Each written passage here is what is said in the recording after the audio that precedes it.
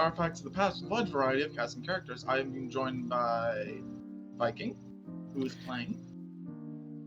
Michaeleen of Kaidera, a pleasure to see you again.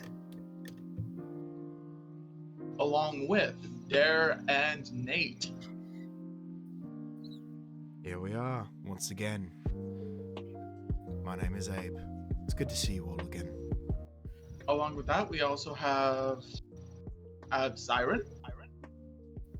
As Estrella, it's good to see all of you again. Things sure happened last session. And the eldest member of the party, of... Oh, my voice. I'm the Count. And what is the Count's name? I'm Count Eiko, but I prefer to be referred to as the Count. And someone new, who we will surely meet later in the game. A new person? Please say hi. Hello, everybody. Jawbone. Anyway, when we last left off, our members of the party were streamed about all throughout the city of Arathnika, going to various stalls and markets. A few of our party members, Michaeleen, Estrella, Ella, and Abe, went down to the Great Library of Arathnika, which is known to have a good number of old books and things lying around, and also well taken care of by the two party members we kind of lost track of, though, was Eiko and Kain, who were walking through the city. Can we get a recap, though? Yeah, quick recap. Quick recap. Okay. I did give a recap and stuff, but put simply, We party didn't hear members... the recap. The flea interrupted. Anyway, basically, everyone was throughout the city checking out various stalls, markets, books, places. And basically, Estrella, Kain, and Abe went to the Great Library of Arathnika. And doing so, they looked and found various books, items, and Estrella ended up leaving and ended up getting a makeover by some people. And then they Abe found blueprints for a old fighter plane with the blueprints for its weaponry. Oh no! Except not the rest of its munitions, but For those who are listening at home, Ace has the most evil smile on his face. You mean Abe, but yes. Okay, calm down there, Stalin!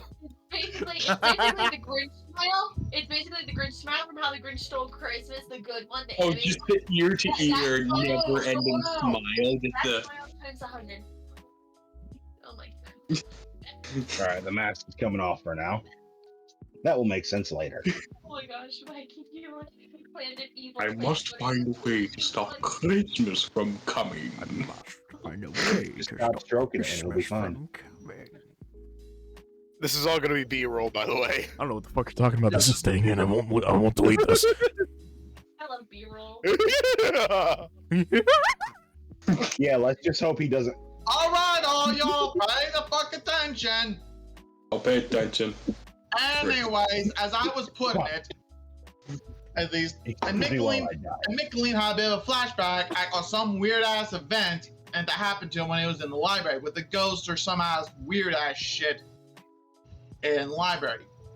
Two characters we lost track of was Eiko and Kain. No one knew where the fuck those two went. Let's figure out what the fuck they were doing. I have no fucking idea. Eiko, I know, was exploring the market himself alone and kind of waiting expectantly for something. Are we not gonna talk about the fucking tooth fairy from last time? No. What? No. There Ignore was the a tooth fairy. It was a minor Tooth thing. fairy. Hold on. It was a very minor thing. Ignore the tooth You fairy. also broke. Ignore the tooth fairy. The tooth Isn't fairy that never happened. left off? No, the tooth fairy The never tooth happened. fairy doesn't exist. Actually, we do know what happened where everyone left off, at least. Everyone left off with basically in the hotel room. That's where you left off. All right. Yeah. Left off. I guess I'm looking around in the marketplace or something to improve my strength. Estrella is sitting down, sort of in one of the alcoves, and she's kind of sipping her drink, kind of thinking. Okay. So, the hotel room. I'd assume there's some nice furniture, like a Yeah. nice leather chair. Would there by chance be one? So with this particular hotel room, there are two rooms. You have the main living room / dining room. It's kind of 2 in 1. And you also have a small kitchen area, very small and light.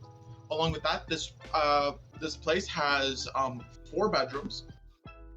Has a very large bathroom and a full-on bathhouse room, like bathroom, like massive, like a hot tub room in a sense, or hot springs. There you go. Like, this is a very nice penthouse. Mm-hmm. And you guys, about 15-20 minutes ago, just finished up eating dinner. Can I say that I've been studying those magic scrolls that I got from the library to get those spells learned? You've been studying them a little bit. The decoding is taking you a bit of time. You believe you have one of them almost lined out, but you'll need to take a little bit longer to read through it. All right. Seeing I'd like to roll this. Michaeleen. So, what would everyone like to do? Hold on. Cyrus trying to talk. So, noticing Michaeleen seems to be studying something. I can't even hear. You are very faint, Give me a sis. check. Yeah, the microphone.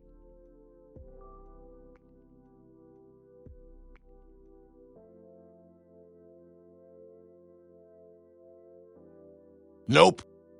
I'm just gonna go off what I heard my sis last say. It sounded like she was gonna try to help Michaeleen out with the whole papers and magic and try to start studying.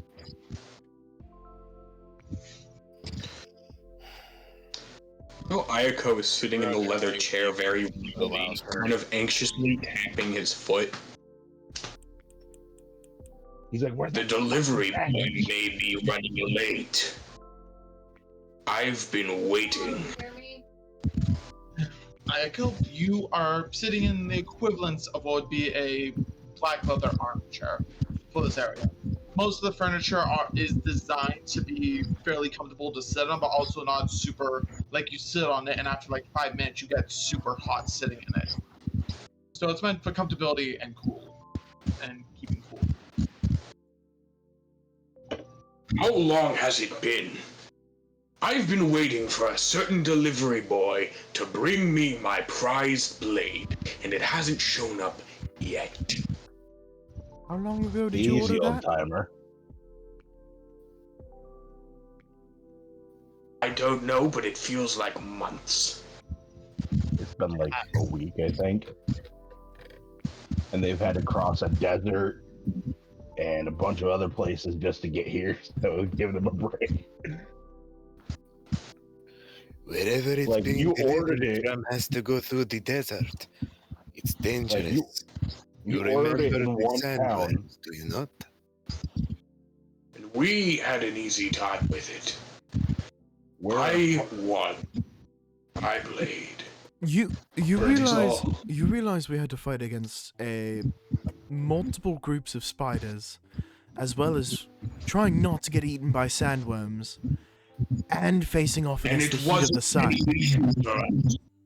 And it wasn't any issue for us. We took care of it. We are a aren't group of- exactly the average group of people. Yeah, not exactly. You've got a demon from another plane. You've got a metal man. You've got an old man that rules over stuff. You've got I An don't know what- experienced monster hunter. yeah, that. And the Postal Service is one of the most high-octane artillery sworn groups out there. Do you know how dangerous it can be to deliver mail? It's as dangerous as the stuff we do. Alright, time out above the table. Okay, new cannon. The way they deliver mail is they load a dude in a giant cannon and launch his ass. No, they load up a goblin in a giant cannon. And the reason why it takes forever is because they miss pretty often. It's the mail goblin. That is canon. Mail my goblin. That is now canon. Mail my goblin. That is canon. Delivered to you in 40 days or less. Delivered to you in 40 goblins or less. Yeah, 40 goblins or less. We may use a lot of goblins, and we'll miss a couple times, but we'll always retrieve it back so we can try again. Packages may or may not be damaged. I'm sorry, but Packages may or may not be also covered in goblin guts and or blood. Packages may or may not be I'm extremely sorry. damaged I'm from all sorry. the I'm explosions. Okay. Just saying this. Like, standard kit for the fucking goblin mailman is he has a backpack of holding that's indestructible from all damage on the outside, and he has a literal tattoo of retrieval on his chest so they can magic his ass back to the postal office. He's also wearing a full set of plate mail with blast resistance. Yes. And they have one of those. This poor goblin will barely be able to like, move. track a It's living like- organism. No, he's an adrenaline junkie. He loves it. Yeah. Let's get it. Let's go. Let's fucking go. It's a special breed of adrenaline-fueled goblin. It's You this just world's give him, like, version of cocaine addicts. Yeah. Yes. He's an You just give adrenaline him a- junkie. You know you what give him a else little bit would be out of his awesome? magic What dust else would and be then awesome go. is that if he had like some leather sheets between his arms and legs on that It's just fucking full flies. so he can like scroll suit to get more hang time. Yes. Okay. This is all canon. So, mate, this is how the mail is delivered in this world. Hold on a second. It is one of At some it's point, one- someone's gonna shoot up in the air, just randomly, magic, bullet, whatever, and they're gonna hit a male goblin. Forget the whole trope of accidentally hitting a bird. No, you're gonna hit the male goblin. Okay. Just saying, that's one of two mail systems at least. Then you just have the normal, by bird. No. Male goblin is the express shipping. It's the express ship. The other It's one- express ship. It's Amazon Prime same-day shipping. Okay, You order it, and then through the magic scroll, and then it's just like Okay, so guys, right Eiko, there. Yes. you get for some reason, as you're saying that, kind of pondering the things you must ponder, on it, you suddenly get a very slight bit of like a gut feeling that you should go take a walk, real quick. Goblin's gonna splat on a window. Was above board goofy. I'm gonna go on a little stroll. Would anyone like to join me? That is Fuck it, I will. I need an inhaler. I'm dying. Personally, I'd like to go buy something. Yeah, Eiko stands. He I would kind like of to talk to my brother about an item for strength. to help lift himself up. He's old man. Just Nicholas gonna go over and Um, give him his hand to like grasp onto. I'm old, but I'm not that old. Back away. Whatever. Just trying to be a good person at least. You are. You're doing fine at that. Anybody If want your to see a knee big black gave paintball? out, would you blame the gravity? Oh, by the way, now No. that we're at Arathnika, does he have to roll for his kidney stone now? Yeah, No. he does. You said that No. when we got to Arathnika, we'd roll for a kidney Oh stone. my god. Give me them The moment jewels, I didn't boy. go see. Give me them jewels. Okay, what do I gotta roll? Percentile and D10? sure. I'm just so sick of this fucking joke. 47. You pass the kidney stone. Nope. What kind of gemstone is it this time? God.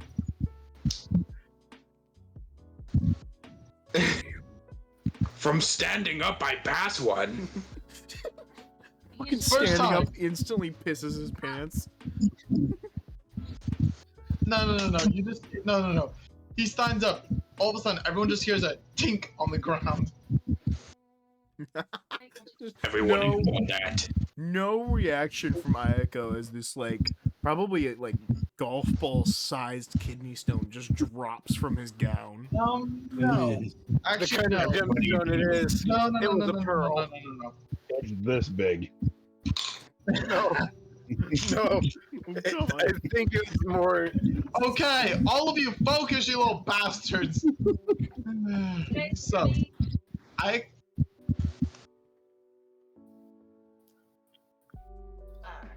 okay. Give me 5 seconds. We're never gonna get that kidney stone. I kind of wanted to This is move a past tight ball. We can hear you. You're still just really No, quiet. I agree. I think after this, we're probably gonna give up on the kidney stone thing. Okay, yeah. Please. Yeah, it's just It's just kind of Instead, like, we should be focusing on trying to get Michaeleen to eat the beetle. Yeah, you. If you drop the eat the beetle, I'll drop the kidney stones. damn. Eat the beetle. Kidney stones isn't a button. Dude. Eat the beetle is. Pass the kidney stones.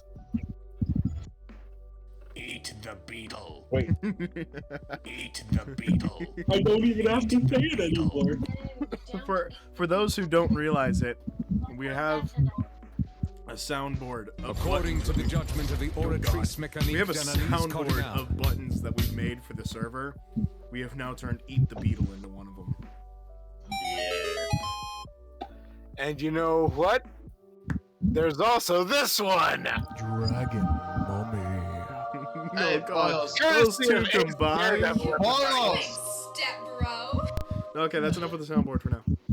Hey!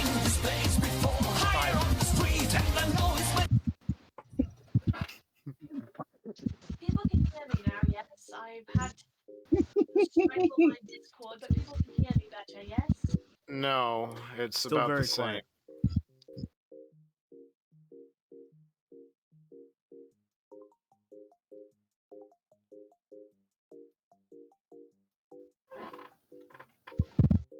Harpy chick just disappeared into the city. No one knows where the fuck she went. As you guys are Keep proceeding to picking the market, you guys stay in a fairly reasonable grouping, at least. Above board for And those he's left. listening, Estrella's equipment decided to go and screw itself. Royally. Basically tied the cords around its neck and hung itself. Anyway, Fun times. The first thing we're doing is getting her a mic. So that. As you guys are wandering through the thing, at least, Eiko, do you split away from the party at all, or just stick with them? I'm kind of going my own direction. I'm kind of leading the party. Aiko's like, I'm gonna go out for a stroll if anyone wants to join me. Oh yeah, no, we're all just following the noble right now. We are his entourage. we are his vanguard. I'm the guy that's going to know about it. As you guys are proceeding to walk down, at least, There's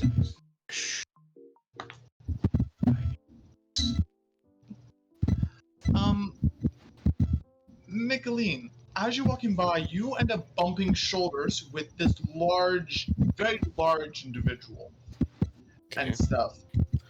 I try and pickpocket him. This large individual turns around and stuff. Okay, I'm not gonna pickpocket him. Goblin, would you like to introduce yourself? Who touches me? Whoa, easy there, friend. What do you Goblin. want? Just passing by. Hey, Be careful now. Goblin, can you describe what your character looks like? Or if you have a hero board character or anything. or else if you are artistically inclined, if you've drawn your character. I drew my character way back when I was in a lot of pain, but I did a rough sketch of what he looks like. Where do you want me to post them? Under character character design. design. I believe. Yeah, Could you this please is give a verbal- my rough sketch, but yeah, I'll give one.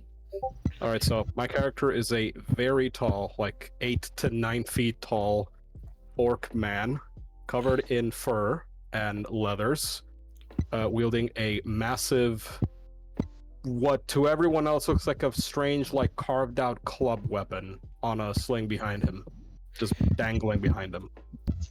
Okay. I'm gonna like walk over real quick, like squeeze in. My friend, you'll have to excuse him. He's a how sort of a tall is quiet Abe? taste. How tall is Abe? 6'7". Yeah, 6'7"? we are both 6'7". Jawbone is Jawbone, taller. how tall are you? He's Like like 8 to 9 feet, as he said. I 8 to think. 9 feet tall. I'm gonna say 8'5".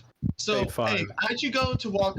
I Abe, thought that I was tall, being 6'2". No, No, I'm a reasonably tall You- guy. You are, Y'all are you just are barely fucking one of the Abe. smallest people in this entire party. Abe. Yeah, I but should I'm kinda- fast. Okay, Abe, as you kind of squeeze past a little bit and stuff and put your hand on Michaeleen's shoulder and stuff, you quickly realize and stuff, you're standing at someone's chest. Like, just freaking dead foot. You have to Making legitimately titties. anchor your head upward and look upwards at them. My friend, sir, my You're a friend little meant intimidated no- by this. You're no a little intimidated by disrespect. this. Nah, we don't get intimidated by nobody. Not a problem then. I love how I have to look up just like this, right? Just up slightly. Michaeleen's down here, like, oh my god. Pointing, You his think head's that's bad? pointing like No, straight up. It's literally Vegeta watching Goku fight Beerus. His head fully tilted back. What the fuck? No, not even with the what the fuck, more like the same face that Vegeta has. Damn, he's better. Might I say, Eiko, your hair right now is giving Jim Carrey devil horn vibes. Yeah, I can see it. Uchicha! Oh my god, yes. Oh my god, yes. If anyone is curious right now, the player who plays Count Eiko currently has Ace Ventura hair. Specifically, Ace Ventura, the second one, when he went to fight the other people. Oh yeah, the It's in the tribesman. bowl! It's in the bowl!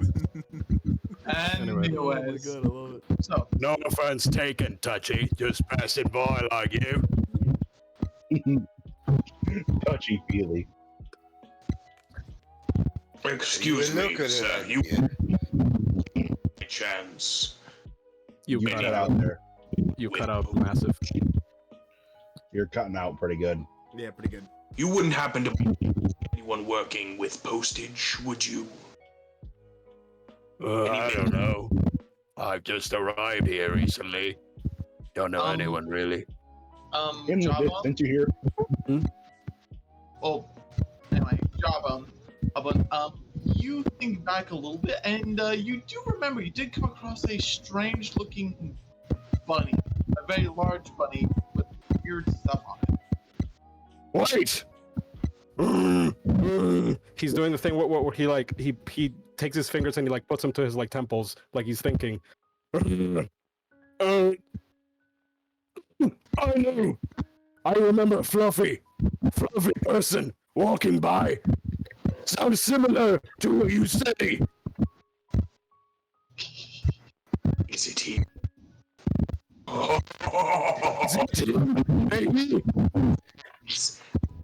You could ever really recognize an actual smile goes on to. Oh god. Little, Oh god, it's horrendous. Really bad. Oh, please stop. We got what you said, but you are cutting out. Honestly. Okay, just saying I above can't board. really hear you, Eiko. Eiko's your voice is Eiko, starting into bass. Eiko, do you have any fans going? Hold on, I'm gonna hang up and I'm gonna rejoin. That might help. Just saying, above board. I want Jawbone so badly. Yeah, I saw Fluffy. Right here, pulls out giant rabbit leg. Scanned rabbit out of the I pouch. was really hoping we were just gonna have a goblin gliding in and just smash into his or some shit. Okay, how am I coming in? Much better. Cleaner. Much better. Very clean. Might also be the camera. Tried Yeah, doing it without the camera for a while. I'll turn it on for rolls. Okay. But Eiko pauses after hearing that. He's in like kind of this. It's not quite a smile. He's trying to. It's sort of like a grimace, like. Count, please stop that. But that's Eiko making sort of us all shakes hands uncomfortable. happily. He might be here. I gotta track him down. Sir, You've would seen you Old happen Man would you Hollow. happen to remember which direction you saw this gentleman? Wait. He's like looks around him. Over there. No. There. Yes, there. Points in that direction. You want to lead the way, big guy? I suppose I'll come back later. Yeah, sure. Follow me. All of a sudden, you guys just Okay. hear. All of a sudden, you guys just hear in Can the I distance. please ask you something? Let me just. Okay, Jawbone? I'm doing a bit. Okay. Okay, all of a sudden, you just hear in the distance and stuff. And the other like, fuck yeah! Boom! As you see a random ass goblin, just hit a wall in Arathnika. It hits the wall, proceeds to slide down, and just. Somebody ordered an express delivery. What was the noise? For a few seconds, he proceeds to get up, dust himself off, and look around. He proceeds to take 3 steps, dies on the spot. His body gets pulled back. Can we loot his shit? The male goblins just aren't trained the same anymore. They just don't. The quality's just not quite as it used to be. 400 years ago, they used to be great. And again, they weren't launched out of cannons. Hey, Michaeleen, if it would be too much, could you give me the whole like fuck yeah for him to? Oh, you want me to do the voice? Yeah, I'm sorry. You just do a better goblin voice. Fuck yeah! Now you gotta emphasize. I'm good. Squook. Teleports away. Please cut that in correctly. I know you will. What? It just teleports to the nearest postal office. What? Is that how people send mail nowadays? No, that's the Yeah. express shipping. That's how you get it faster, you know, instead of waiting multiple months like you are.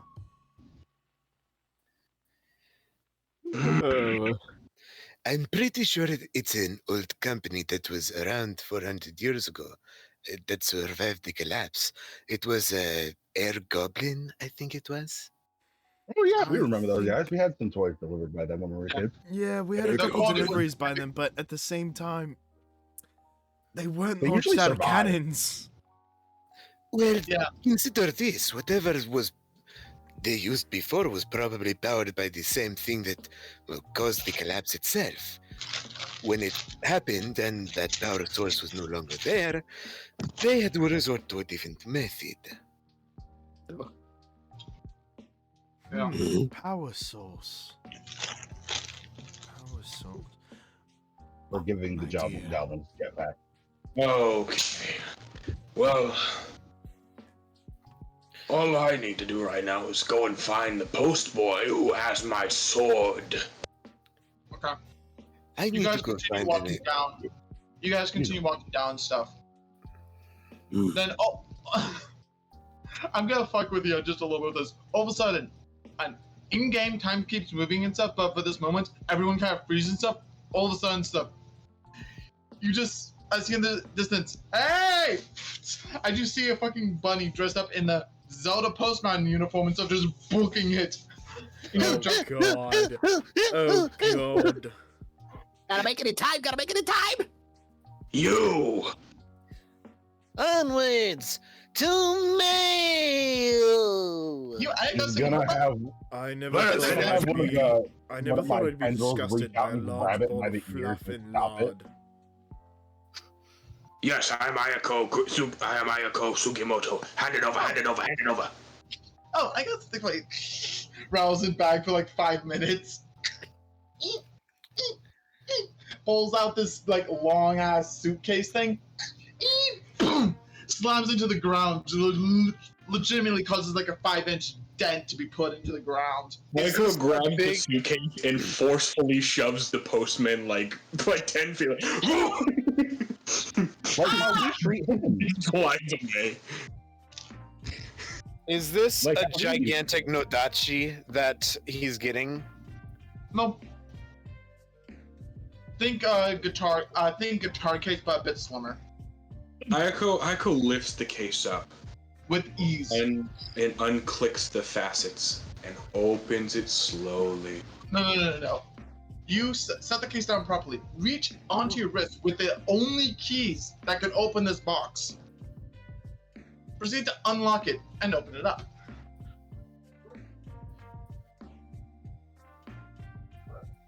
Welcome back, Eiko. As you Weird. open Nice the box, cutting that one. You have a you look camera. inside and stuff, and see a key. You see what looks like to be a weapon of some kind, but it's been very ornately wrapped in cloth. About, I'm gonna say blue silk. Very fine blue silk. And on top of that, there is a note that says that it was inspected by the Postal Service.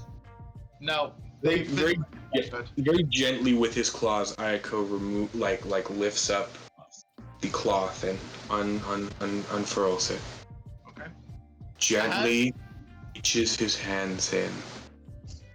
He lifts up his beautiful, glimmering blue blade. I don't think I've seen him put this much care into, well, anything. As you see It's honestly Eiko reveal what kind looks of like to be terrifying to see. You see, as he removes the silk, off the blade, you realize it's a katana with what looks like to be. Eiko, would you like to give a description of this weapon and what it looks like? The weapon very much looks the hilt, the blade. The blade appears to be coming out of the mouth of what looks like a blue dragon. And across the blade is a pattern that kind of resembles a blue dragon's single horn. The kind of horn that stores the lightning whenever the breath is unleashed and whatnot. It is very shiny. It is very well kept. The blade itself, the metal, is a very... It's I would say bright.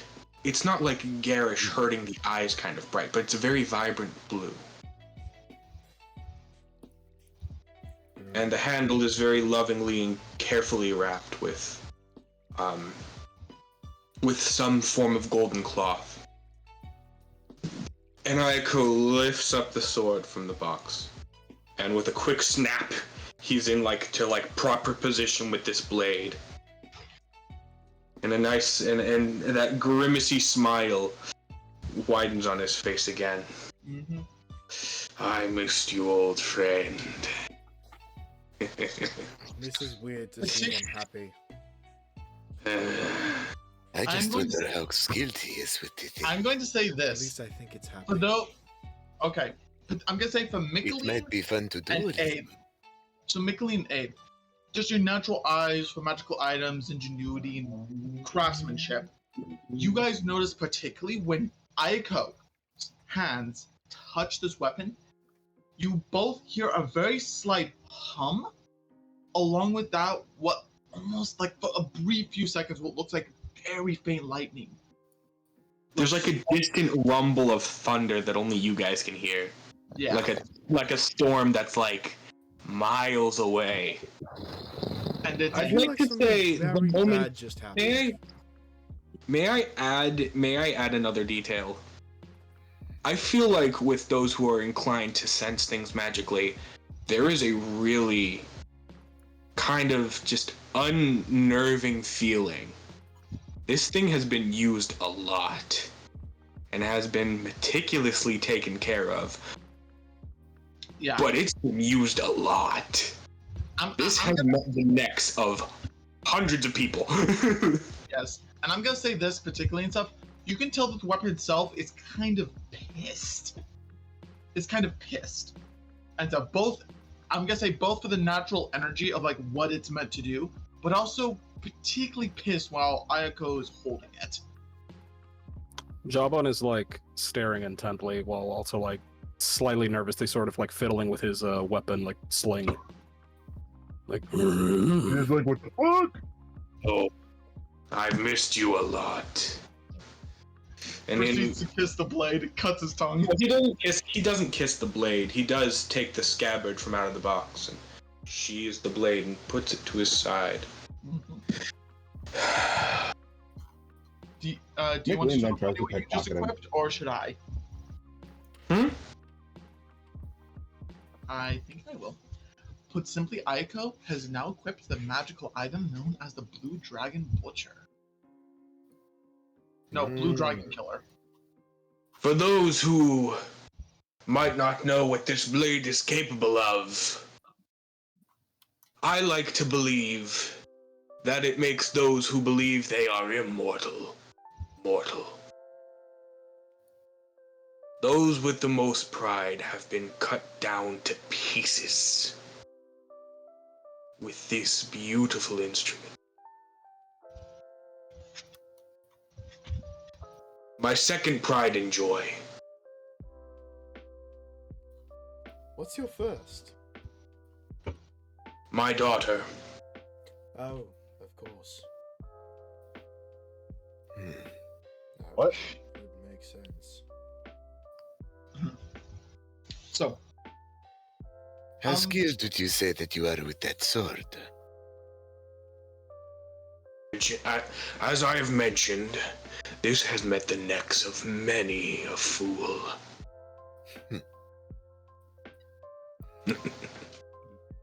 I may have to ask you to a practice duel one of these days. I will not practice with this blade against others. For your own safety. Well, be that as it may. If you're as accomplished warrior as you say, it may be fun to test my mettle against you. Warrior, no. Butcher, yes. Talking about butchers. I wouldn't say I'm the most noble when it comes to fighting this. To be honest, I was quite savage. No warrior's mentality when this blade is brought onto the battlefield.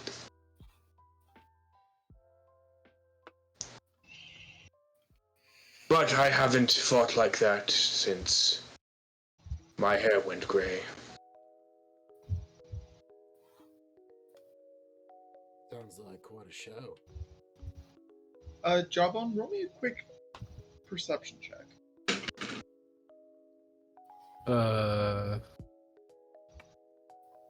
Oh yeah, wait. You had my die, remember? Oh right, yeah. Right, you had the dark blue one, if I'm correct. Yes. I can be the main dice roller for Jawbone, or if one of you guys would like to take on that role and stuff, you're more than welcome to grab it. I will use the big die for the big man. Jawbone. I feel like if you treated it like a pool ball and put it in your mouth, the same effect would happen where you can't get it back out. Don't push it in all the way like it'd be trapped I'm behind not. your teeth. You said my name, GM. I could fit it. Jawbone, would you be Yes. okay with Michaeleen rolling for you? Not a problem. Go ahead.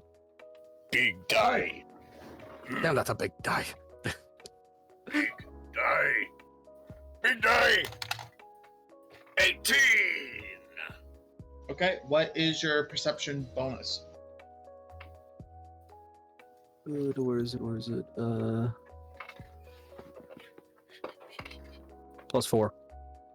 +4. That's 22, 22. 22 then.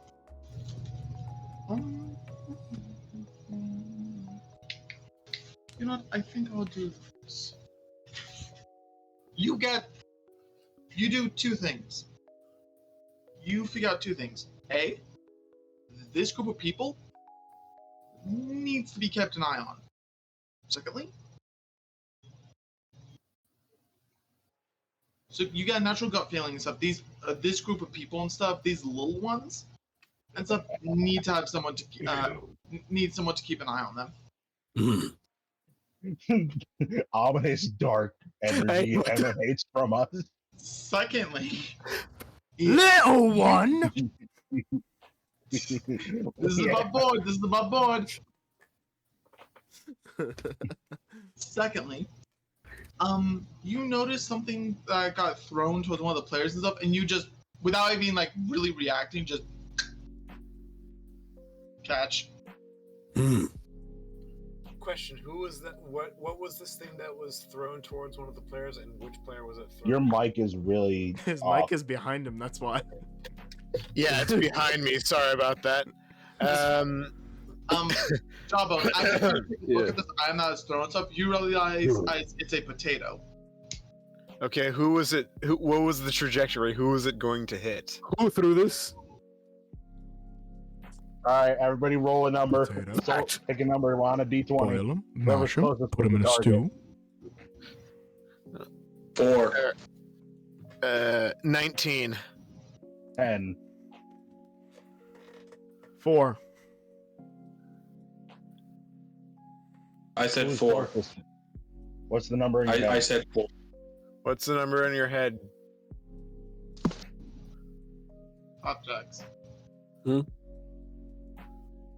Did you just say flapjacks? Flapjacks.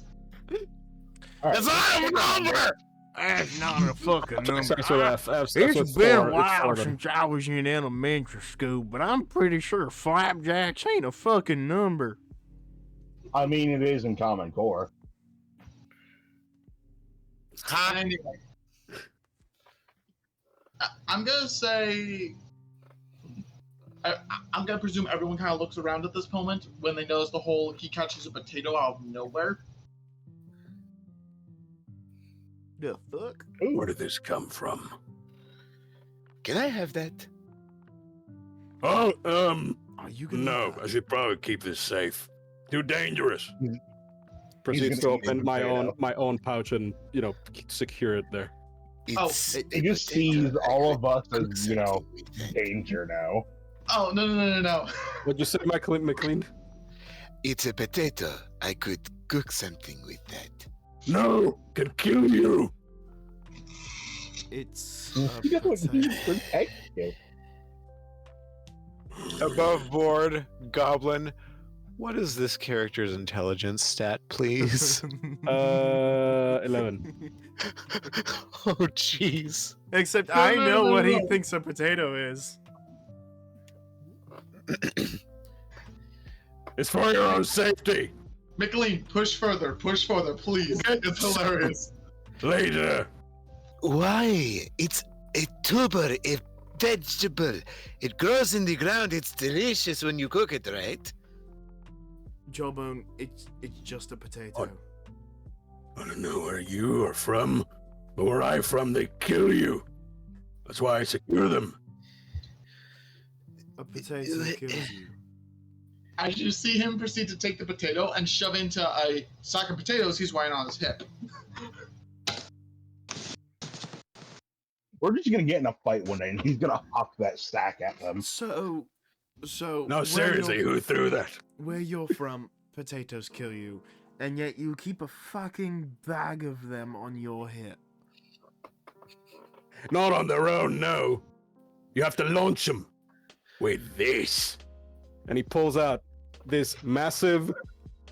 How do I describe this? It's a big ass potato cannon, isn't it? It's a giant. Yeah, it's basically a big potato launcher tube. Most rackety looking thing that it looks like he made it in like a garage. Okay. First of so you all, know the craftsmanship no. is shoddy. I know the exact thing. So it is basically the thumper. I believe it's the M79 single shot grenade launcher, the break open action grenade launcher. He literally has one of those that's been Should I give a demonstration? Sure. like to some random tree. There's no random tree. You're in the middle of town. Oh yeah. In a desert, so there are no trees. Oh yeah. Jawbone. Let's find a random Launch it at a wall. Jawbone. Launch it at wait, no. You got Jawbone. I will say this: you do know. Oh, if you shoot straight up, there's a 50-50 chance and stuff that will blow up. That it will do its thing before it hits the ground. Right. It blows up. All right. 50? All right, Soup Man. Let's pay attention. Look at this. Pulls out his giant like pipe launcher thing. Did he just call Michaeleen a soup man? I think he did. Yes, that is now your nickname. And he proceeds to open it up like a shotgun. Take a potato and just. Takes the same potato that was thrown, just wedges it in there. Yeah. Cocks the pipe back in. Step, you might want to step back for a little bit. It's a potato. Aims up, stretches his hand completely upward, fires it up. Potato launches skyward. And no, I'm gonna say this: when it fires, there's a no. There's an audible.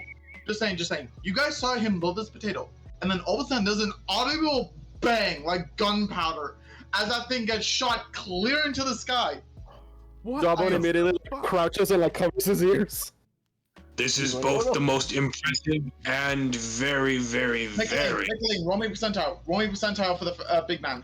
idiotic thing. Oh, big man, big dice. No. Percentile. For those who don't know at home, I have a dice, a D20 that's about the size of like a lacrosse ball. No, it looks more like the golf ball. Oh, it's a percentile. Okay. All right. This is probably That's not fun. Wait, I have big percentile dice as well. Big dice. Okay, that is an 8 and a 60. So 68. 68. Okay. The potato shoots I'm gonna say 40 feet into the air and stuff. It starts turning down. It travels maybe about 5 feet. You can't tell. Then all of a sudden, just boom, explodes. What in the loving fuck did you put in the fucking potato? As all of a sudden, the bits of like exploded potato begin like raining on top of everyone. Hold on. Abe, I think you need to look at whatever that gun is. Can I make They are also perfectly cooked. So it's like mashed potatoes, just. I can't was even both the begin to most explain every impressive single things I've ever fucking witnessed. way that makes no goddamn sense. And that's why I me have and my have clan above do not board. eat bombs. They kill you. above board. I'm gonna go.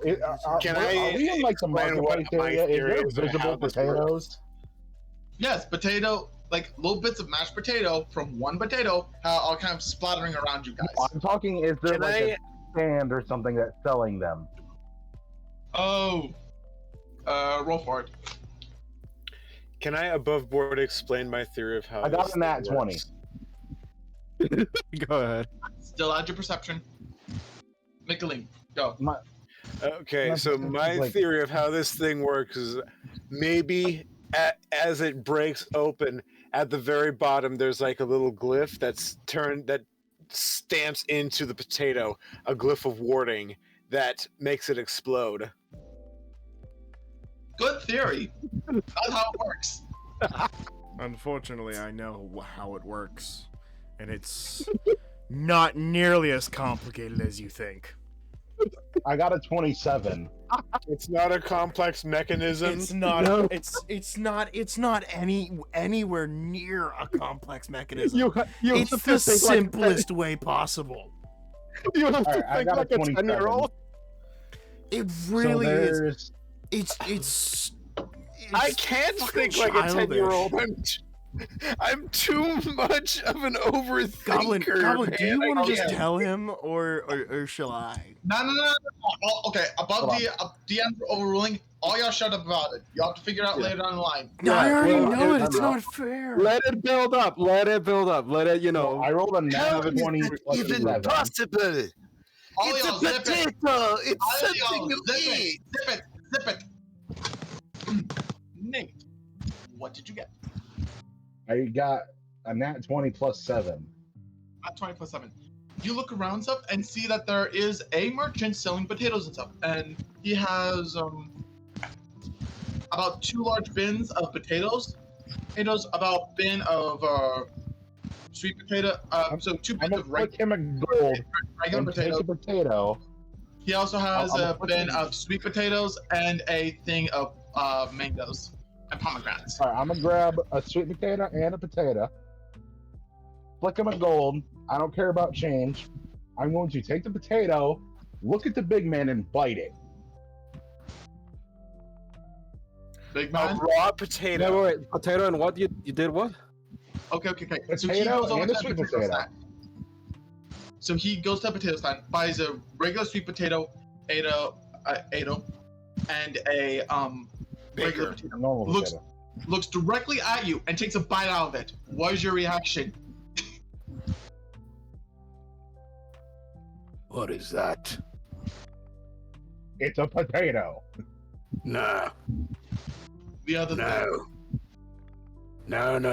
Watch, I'm gonna grab another one because he still owes me from change and be like, do your shooty thing with this again. It is a potato. All right. You give him a yam instead of a regular potato? No, I give him an actual potato, and then I'm gonna do a sweet potato next. All right. Double load this. You know what? We're gonna put both in there. Two at a. Are you sure about that? Yes. All right, Foodie. Back up a little bit. Cracks out of the pipe, jams both of them at the end, cracks it, close back again. Same as before, stretch out the arm, aim real high. Oh boy, I get to roll percentile again. Okay, I will say this: with the double loading, at least, and the sweet potato in the barrel as well. So it fires off normally, like it did before. But then all of a sudden it fires a second time, and the explosion is about 10 times louder. As you see this. Don't I have to roll percentile to see if it falls on Let me finish. Okay. You're gonna roll, okay? Hey, just give me 5 seconds. But then all of a sudden, when it fires normally, his arm doesn't move. The sweet potato, his arm dipped all the way down to elbow. Knocks me all the way down. Yeah, knocks your arm down. You're still standing up though. At least. Roll percentile for potato. Actually, no. Jawbone worries a little bit. He pulls out his weapon to use it as a shield, as cover. Hold on. Like a sparrow on a shield wall. Because I wasn't expecting that. I'm gonna cover under it. Okay, that's an 8 and 00. So it's just 8. Oh. Okay. The potato. I'm gonna say that the potato just gets launched into the stratosphere and stuff with the extra concussive bolts from the sweet potato, and stuff. It goes through orbit. Sweet potato, on the other hand, reaches like I'm gonna say 100 feet in the air, begins coming down. 5, 10, 15, 20. Oh no. My whole arm is just gonna turn into a large shield, and I'm gonna put it over me real quick. Michaeleen's going to really quickly cast haste on himself. He's going to cast Longstrider. He's going to take the dash action. He's going to use his feline agility, and he's going to go the hell out of there. Jawbone. Okay, Michaeleen, I need you to roll me to hit for Jawbone. Okay. Am I gonna no. strike at it like a baseball bat? Oh, you want me to roll for Jawbone, not me? Okay. Yeah, you're rolling for Jawbone. Okay. Zero food, Abe. Big dice, big dice, big dice. 11. What is your strength bonus? +7. Plus the, Oh, no, sorry. 4. plus 4.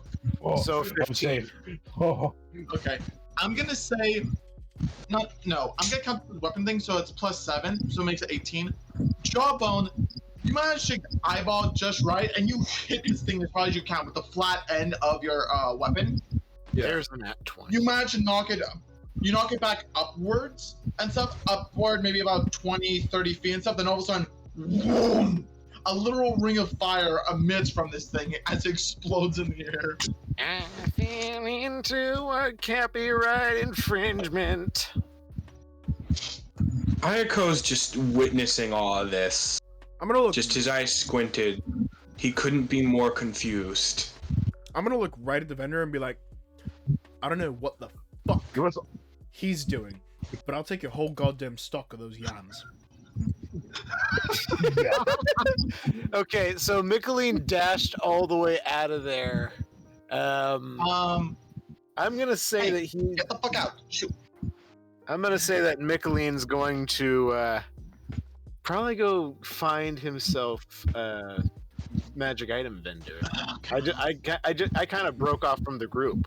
I love how Michaeleen like ran the fuck away, and after the explosion goes off, he doesn't go like, I really hope they're okay, or maybe I should go back and check on them. No, it's, well, they're dead. Time to go find my magic item. Okay, he's gonna zoom back, still using those movement enhancers. Are you guys all right?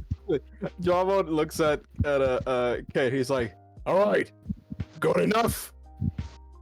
I'm very Michaeleen's just gonna confused. see Abe with a large like arm full of yams now.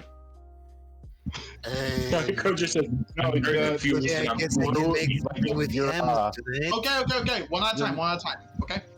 Your nanites formed like a backpack, so now you just have a full of yams. Bad bud. Bad.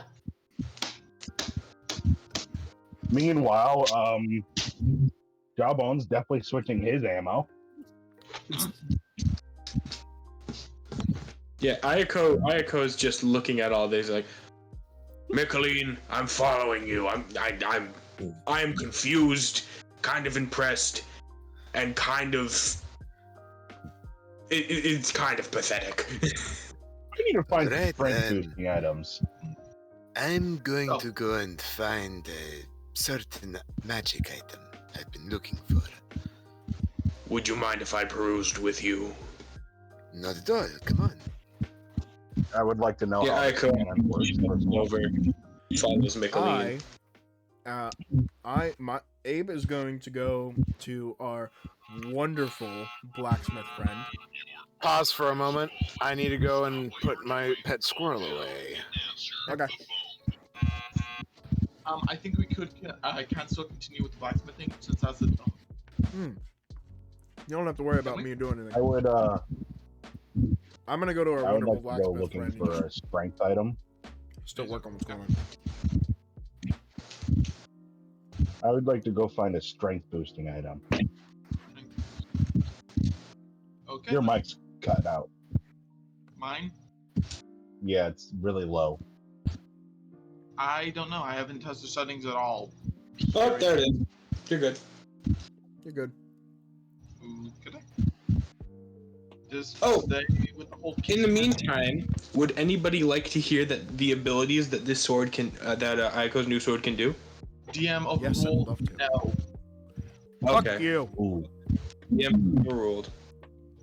Okay, can somebody explain to me how this cannon works, like above board? No, because DM overruled it, and so I can't just tell you that. It's all in his. Okay. The cat. Can I give him just like fun. Okay. Yeah. Can I give just like a for lack of a better phrase, anatomical description of like what it is without actually explaining the quote unquote magic? Sure. Anatomical description It's is not going to help you. It's because I can probably okay. figure It's it out. basically okay. It basically just imagine like it's basically like a homemade potato launcher, like something that some like teenager made with his dad in his garage. But it also heavily resembles the thumper. Yes, but how does this potato cannon turn a sweet potato into a nuke? Into a firebomb. That'll be revealed in future. You know, you gotta build the suspense, build up. But I wonder what would happen if we put some boomstones in there. No. I don't even know what that is. Why not? No. Experiment. Okay. Since Michaeleen's gone, I'll roll for him and stuff. Jawbone, would you like to roll an intelligence check real quick just to see what the fuck like they mean by boomstone? Yeah. Intelligence modifier thing is +0. Yeah, you got 8. I'm gonna say you kind of think about it a little bit, but you don't understand how boom and stone go together and stuff. So you just think they're talking about rocks. So you know rocks are not potatoes. Rock. Not boom boom, but boom. Why do I feel like I've had this conversation with someone before? Why do I feel like I have heard somebody make this process in their head about rocks, explosions, and potatoes? I'm having the strangest form of deja vu. I am very confused. And I witnessed a potato get launched into the air 40 feet, explode. And then you saw the same thing. Today's a day. And for some reason, the yam was more powerful. The additional sweetness made it flammable. Well, yeah, the normal potato. The normal potato is like maybe like this to this big, and stuff. The yam's like that, so it's physically bigger. Yeah, it's a fucking torpedo. Yeah. Yeah. Torpedo potato. It's more aerodynamic. Welcome back. Okay, I'm I back. don't know what the fuck is going on. What's happening? What did I miss? No, we just have people there, they have Fucking game theories on the potato launcher. I know. Yams are just bigger and more aerodynamic. That's why they explode better. How many Is yams he would you an say the orc vendor from had? 40K, whatever he believes becomes true? Ooh, that reminds me. I'm going to get an extra sandwich. DM. Anyway, DM. How many Yes? yams would you say the vendor had? Okay, first off, he had if you took a normal oak barrel, cut that thing in half, and that was his bin he had. He was selling them for maybe like 2 to 3 for like per copper piece. Cool. And so He the no second longer he sees has it- any yams. No. The second he sees the explosive, he immediately grabs the signs up and changes it to like what? He changes it from copper to silver pieces. 5 So per. hold on a second. Hold on a fucking second. Why the fuck would someone see something they're selling explode and then be like, "Oh yes, I will raise my prices on something because that he was just sees very the person who's buying obviously, it. very obviously seen as Viking. extremely dangerous." Real chocolate chip cookie. Maybe my massive frame blocked the loading, and he didn't comprehend that was his potato. I just used as ammunition. Well, no, he just So sees. as far as he knows, we just He bought just provisions. sees someone buys a yam, sees to see it explode, doesn't know how, but then sees someone walk over to buy more. Jack price, get more money. No, fuck you. I was standing right here before you changed the fucking price. I'm not giving you more than a fucking copper for a couple.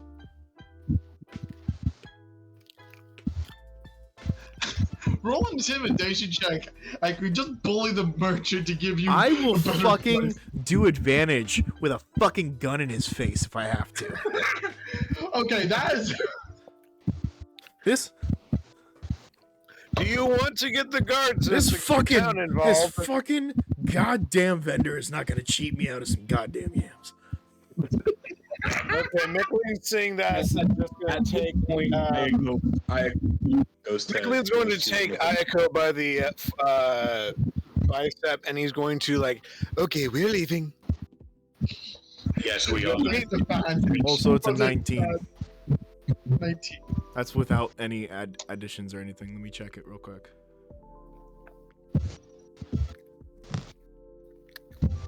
All right, it's a 22.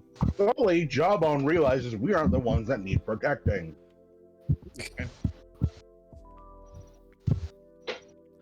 That's a 22 for intimidation. So Okay. You managed to successfully intimidate the deal and stuff. He just says, just take the barrel. And shit. free. But you He's do hear, criminal. Give him a. but Throw him a gold. yeah, you do hear the sounds of town guards like moving towards you guys. Well, The Yeah, vibes Michaeleen- like that are that's moving not towards even you. from me though. That's just from the explosions. I am gonna toss a gold coin his way though.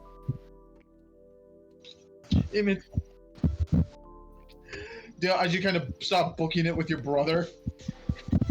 Bruh, Michaeleen and we're gonna drag Eiko have Jawbone already with us. left. Jawbone, you see this whole, you see the metal man and weird Shadow person. Man. Well, no, I don't look like a shadow man right now. I just Big human, big umi. And you see these big two people human with old like man? purple glowing. tatties. Shadow Man with purple glowing tats. Robot man and tattoo man. No. Yeah, right now I look like a man with yellow glowing eyes and purple glowing tattoos all over my body.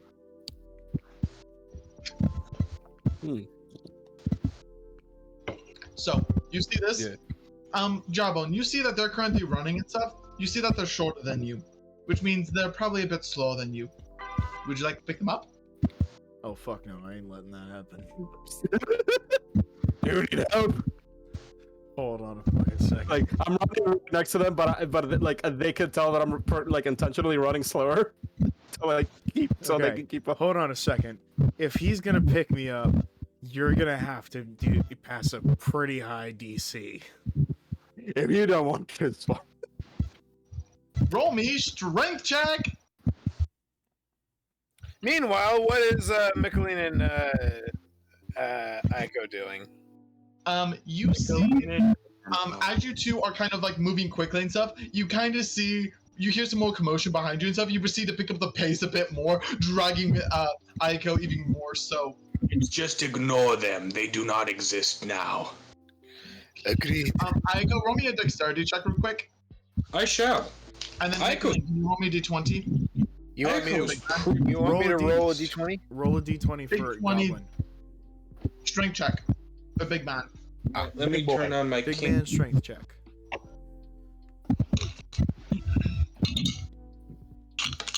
By the way, Eiko, you don't need to show your dice rolls.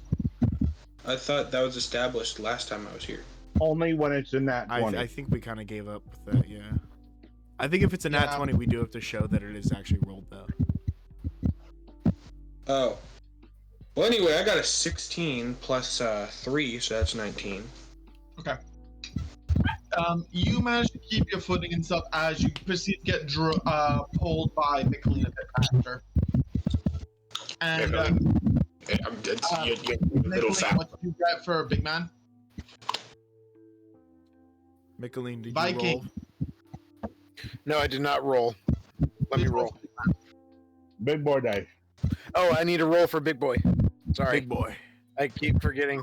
That's a 19. 19. Yeah, see? Okay. Big boy. I think he had a Jawbone, plus why is 4 your modifier for strength. What's your strength mod? Uh, No, it's a check, so he gets to use his saving throw. So I believe it's plus 7. Plus what? I believe it's plus 7 and stuff since Yes, it's a check. yes. Plus 7. Throw, So yeah, 19 plus plus 7. 7. That is 26. As I could easily hold on. I could easily see a 26 picking up, Kain, right? Kain is fairly, normal He's weight fleshy. for someone who. No, he's normal weight for someone who's 6'7". However, Abe is almost 500 pounds. He has a point. No. Oh, Abe, you don't understand. Kane's getting tossed over the shoulder. You're just getting tucked under his arm. Again. Almost 500 pounds. Okay. Second one.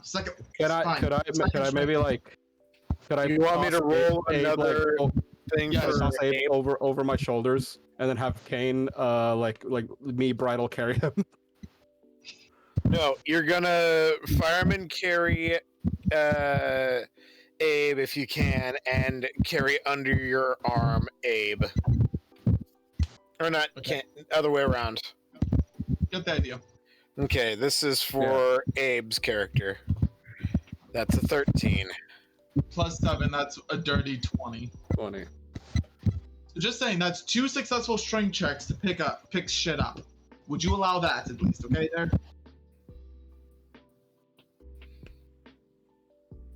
Dare doesn't want uppies. I don't want uppies, but also logically it doesn't make sense no matter what you fucking roll. It's a DC check. Fine. Then What would you set the DC for picking up 500 pounds? It's like picking up a stone fucking wall. Dude, But Abe big, tall, go, long big as hell, orc, big muscles. big orc. That's fair. It Big is, orc it is an rat. 8.5 foot big ass orc. I don't know. With big ass muscles. I think it can pick up 500 pounds. Big orc. It has dumbass Hold on. strength. That's what he got. He has ass muscles, you said? Big ass muscle? His glutes Dumbass are fucking massive. My glutes have glutes. Okay. I'm just gonna say this at this point. Glutes He's have successfully. glutes. Okay, he's successfully doing stuff. Jawbone, would you like to say something particular along the phrase of like time to go, like as you pick Run quick like Fluffy. Okay, I'm gonna say Did you this. just call Michaeleen Fluffy? No. Run quick like Fluffy. No. Okay. Not you, the bunny. Can you just hear the dogs in the background? A little bit, but anyway. So what ends up happening is Jawbone, with one very swift motions, and Nate, he ends up grabbing your character and stuff, reaching down by the leg, tossing you over his shoulders and stuff. You're officially riding over his shoulder, Excuse me. over his I feel violated. right shoulder. Abe, somehow he picks your heavy ass up and carrying you bridal style, ends up just scoop and begins bolting down the street, and people are like making a pathway as you just boom, boom, boom, as he takes like these large strides forward. I will shove a fucking potato in your mouth.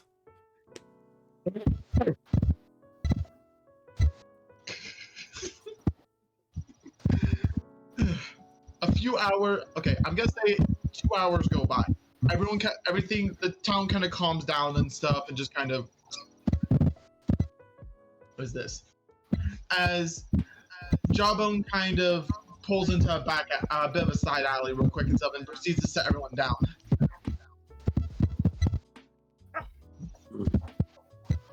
Everyone all right? Did he catch up to Michaeleen and Eiko? He was running fast. You couldn't tell. I'm guessing he took a different street than what you guys took. Okay. So can I roll to see if I find the any magic item shops? Sure.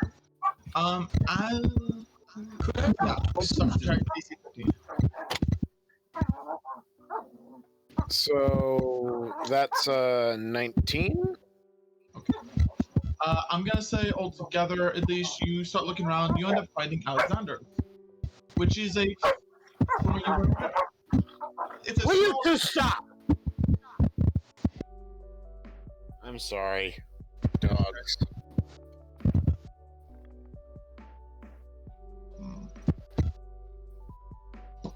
Anyway, I think Eiko's mic is. Is it? Yeah, hold on. Yeah, it's It's great. echoing a little bit. Yeah, it's going.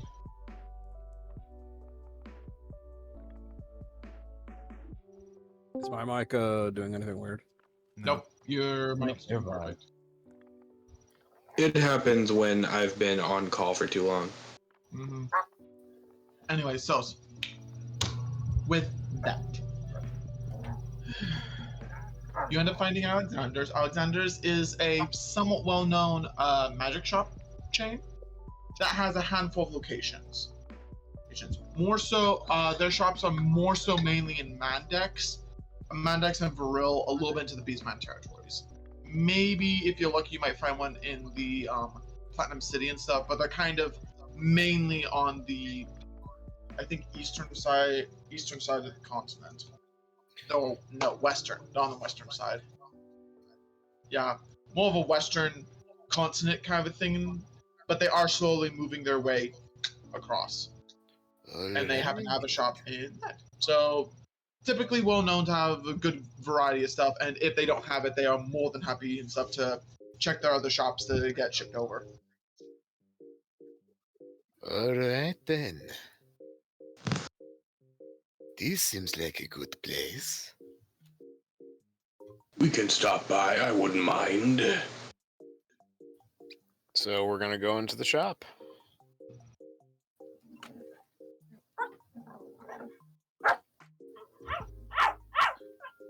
Will you two knock it off? What is this place? Jawbone, okay. So to explain this simply and stuff, Goblin, you, Kain and Abe are in the back alley at the moment and stuff. Oh, yeah. From Town Guard. You're not with the main thing. All right. Anyway, you proceed to enter the shop, and you proceed looking around.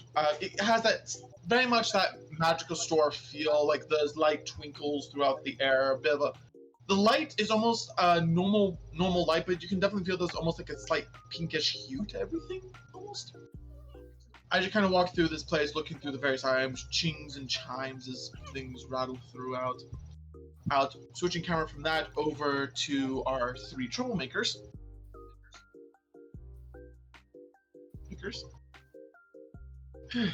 Oi. He said, anyway, Jawbone sets both of you down. Alan checks in with you. How is it? Well, wasn't expecting that. Definitely not. Everyone all right? Yeah, I'm gonna look at Abe and be like, that brings me back. Oh, fuck off. Mom's explosion in the lab. Oh, don't remind me of mother's experiments. Hey, Dad's were worse. Yeah, but I have fucking nightmares still from mother's. Yeah, but Dad's cost us our bodies. Fair. What's Jawbone's reaction to hearing these two talking like this? You've been with the potatoes before? No. Not quite. We're over 400 years old. Yeah, we've been around a lot longer than you have. Jawbone proceeds to go caveman and curious, poke prod. He's like starts counting with his fingers, and his eyes go wide. He's like, how many years is this?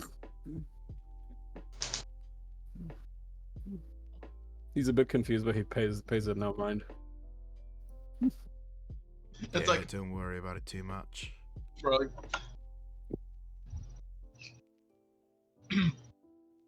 Jawbone, I will say this: you start getting a look at these two characters, and they start looking. They look interesting and stuff. Particularly the shiny man. At least, you notice he has something particularly weird on his chest. He's like glaring intently at your chest thingy. He's looking at What's that? Big green finger points to it. I guess insults, you could call it my heart. Heart? Heart. Your pomp gives you life? In a sense, yes. Kind of. Why is it sticking out your chest? Because it used to be removable.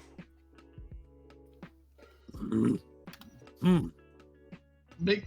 Interesting.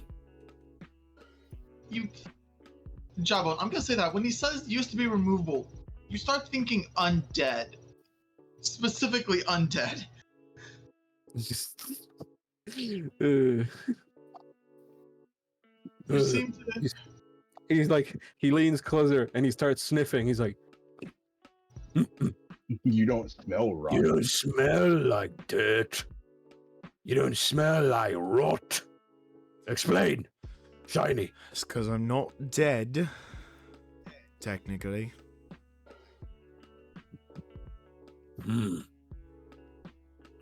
Must think about this. As he like starts putting, like he really starts like, you can all, like you see him physically thinking about it, and you can like obviously see the gears in his head like slowly turning, trying to figure out what the fuck. you can practically see the smoke coming out of his ears as he's like trying to process and like put the pieces together. Back to magic shop. Back to magic shop.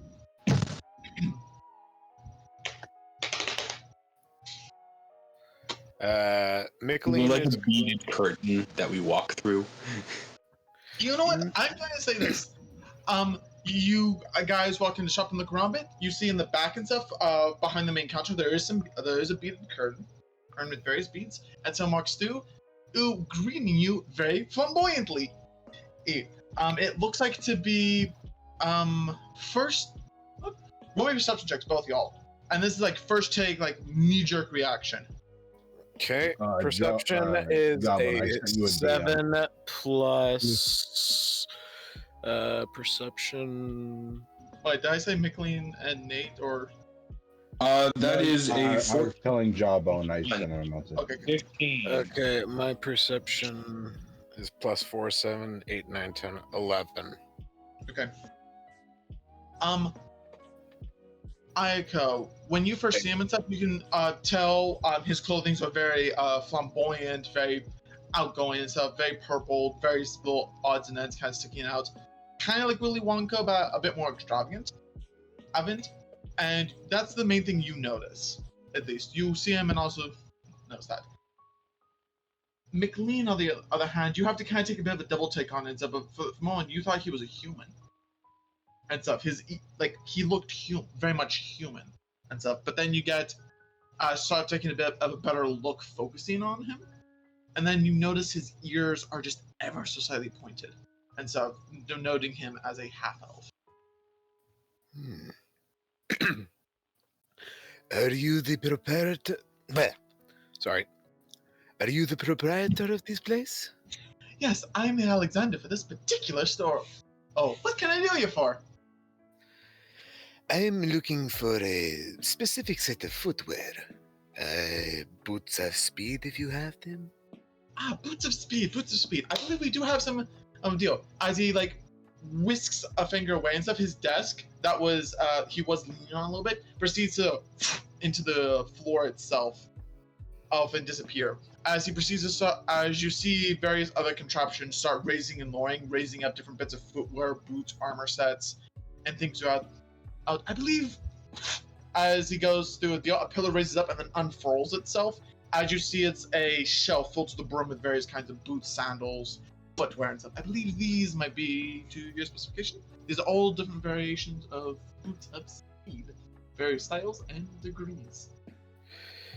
He's going to look for some mid-ankle leather boots.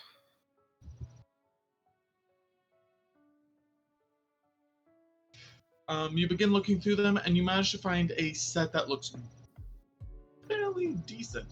I'm gonna say elven, old high elf make from back in the day. They've been well treated, over time, but you can definitely see some repairs have been done on them over time. Pricing is 200 gold.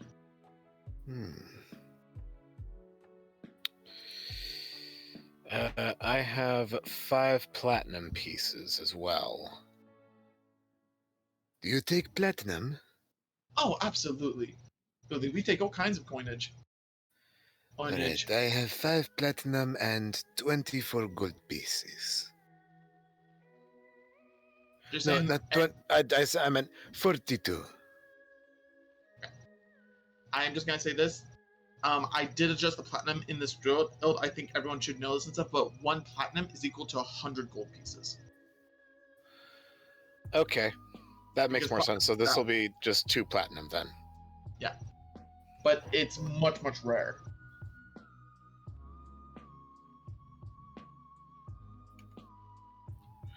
Okay, so he hands over the 2 platinum. Okay. Much appreciated. Thank you. Thank you for choosing Alexander's for your purchase. As he proceeds to,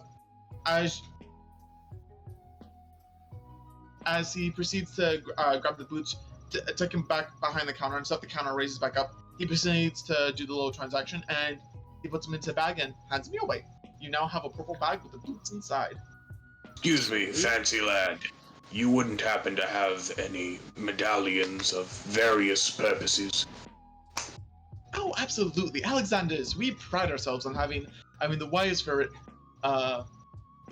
array of magical items: necklaces, charms, arms, and doodads, various things and stuff. I believe, as he waves his finger again, the straw itself kind of rearranges and stuff as multiple stands and necklaces begin kind of unfurling.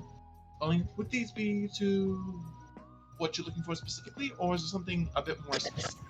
I'm looking for, by chance, a scrying stone on a necklace. I see. Want to do some peeping on your friends, eh? Eh, my good lordship, as he immediately kind of gives you a polite bow of respect.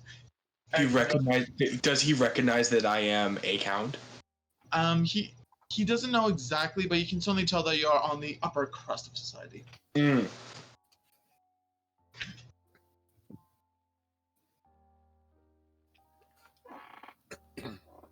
Well, if you're looking for scrying stones specifically and stuff, I recommend this particular set. As he kind of waves his hands, and all of a sudden, and he is holding a necklace with a perfect scene stone on it. This particular set is one I would recommend personally because when needed, he can, grabs the lens itself and it unfolds into a perfect little thing of spectacles that rest perfectly on the bridge of your nose, so you can have a small pair of glasses of lenses of scrying. What necessarily would it take for me to use this medallion? In order to find someone, would I need a perfect image of a person in my head? By chance, a token of said person? I presume with that question alone, might I ask, it sounds like you're looking for someone specific. This particular lens of scrying, and can go for, you run some numbers in your head, about 5 miles, maybe 10? But it sounds like you're looking for more far range, I presume? My daughter. Let me see. Not within a place that I know of. I don't believe we would have anything of that at power level. In this particular store, unfortunately. But let me check real quick. As he whisks away and kind of taps it down. All of a sudden, this large purple book appears on his desk as he proceeds to open it and starts flipping through the pages and stuff. Yeah, from what I'm seeing, just with the inventory of our stores, at least nothing of that particular caliber is in at the moment or has been deposited yet. I could have told you that myself. I looked for such a stone myself. You know, trying to find him. Eiko nods. Well, I don't know exactly, but I heard rumors, at least, in the old... about northeast, east from the Platinum City and stuff. There's a, like, magical area, and from what I hear, there's someone in that area is developing a grand scene stone or something. But that might be able to have the power you need, at least. But that's a good couple days journey, a good couple months of travel alone. We know. Eiko sort of gives like a heavy sigh and groan. I'm sorry, sir. Anything of dowsing by chance? Oh, absolutely. We have various things. The store rearranges itself again, and all the dowsing items that you could ever need and or want proceed to come out. Okay, can we pause on this and head back to the alleyway? Sure. Back in the alleyway, Jawbone is like kind of like the whole like dumbfounded at the moment. I just see his brain's kind of like he's kind of clutching the side of his head, just like Goblin, can you give us a very primal ooga booga?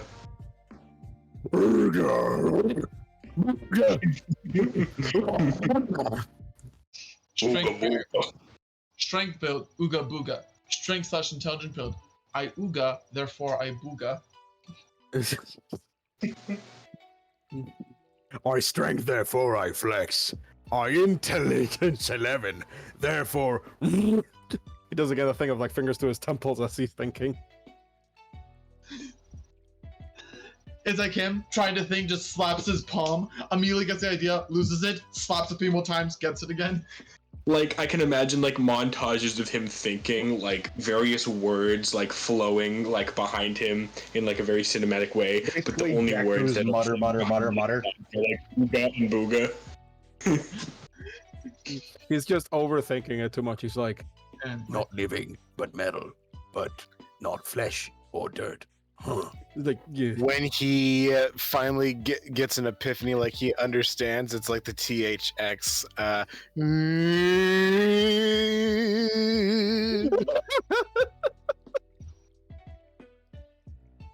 So, with that, I'm gonna say he's looking dumbfounded, but you guys are moving now. You are making your ways to Azos, at least since you have to check on some stuff there, regardless.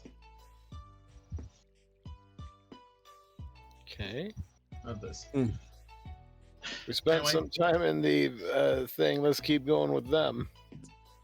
So, as you proceed to make it down there, you end up coming to this massive, like, and this is towards like the back end of the city, like along the inside wall layer of the giant stone wall that kind of protects the city from sunlight. So, anyway. But you end up coming across this massive building with massive smokestacks coming out. 3 along, there are about 7 in total. 3 in a raising orientation down the middle of the building, and then 2 more on the sides. It's in also raising. These are massive. Like diameters, the diameter of these smokestacks, I'm gonna say, is about maybe 20 feet in diameter, and so per smokestack. As bellowing bits of smoke come pouring out, as you can just see the sheer heat and everything out. You guys are proceeding to walk a bit closer, then all of a sudden, and you see a red line coming up closer to you, and then you see someone standing next to that red line wearing a special, very specialized garb, at least. He's Alt. Not allowed to move any further into this area without the proper equipment. Equipment? What do you consider the proper equipment? He gestures to the suit. But this area is very dangerous and is phenomenal on prepped personnel. Due to the heat, due to the heating hazards. Oh. Well, I don't need to worry about that. Last time I was in extreme heat, I actually got more agile, so...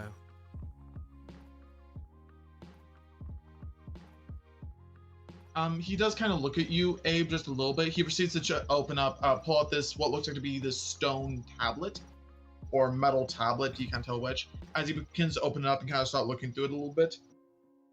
And then,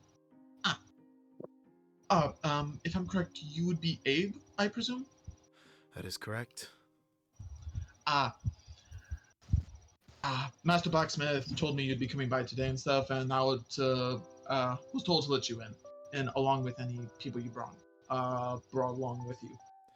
Yes. He looks towards the other two. These two are my guests. I see.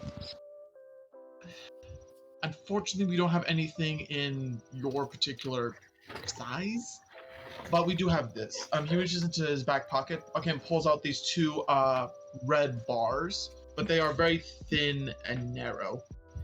At least he pulls out both of them and stuff, and he basically gestures for both of you and stuff to give him basically hand over your hand for a second and hold your arm out. I do so. And he proceeds to take the bar and stuff and just he proceeds to take the two bars and stuff and just snap them both on your wrist. The bars immediately touch your thing and wrap themselves around your thing and become one full metal band. As all of a sudden you feel a slight as you feel it shake just a little bit, then as you see this red aura emanate outward forward and kind of enveloping your entire body. What you said that there was a warm sensation with it? A very slight warm sensation. These will help allow you to survive the temperatures, which is of the forge, or without causing harm. They'll last for an hour, maybe two. So please do not take your time. But inside there are special areas and stuff that are safe. So take breaks in them, and when you feel it. Yeah, just gives Jawbone just gives like a curt nod to the guy, the fancy guy. Yeah. As you guys proceed to walk in and stuff, everyone feels this, regard this and stuff. The temperature as you will walk, so you have felt the desert heat. It was hot. Walking towards this thing is like a bit more, like much stronger than that.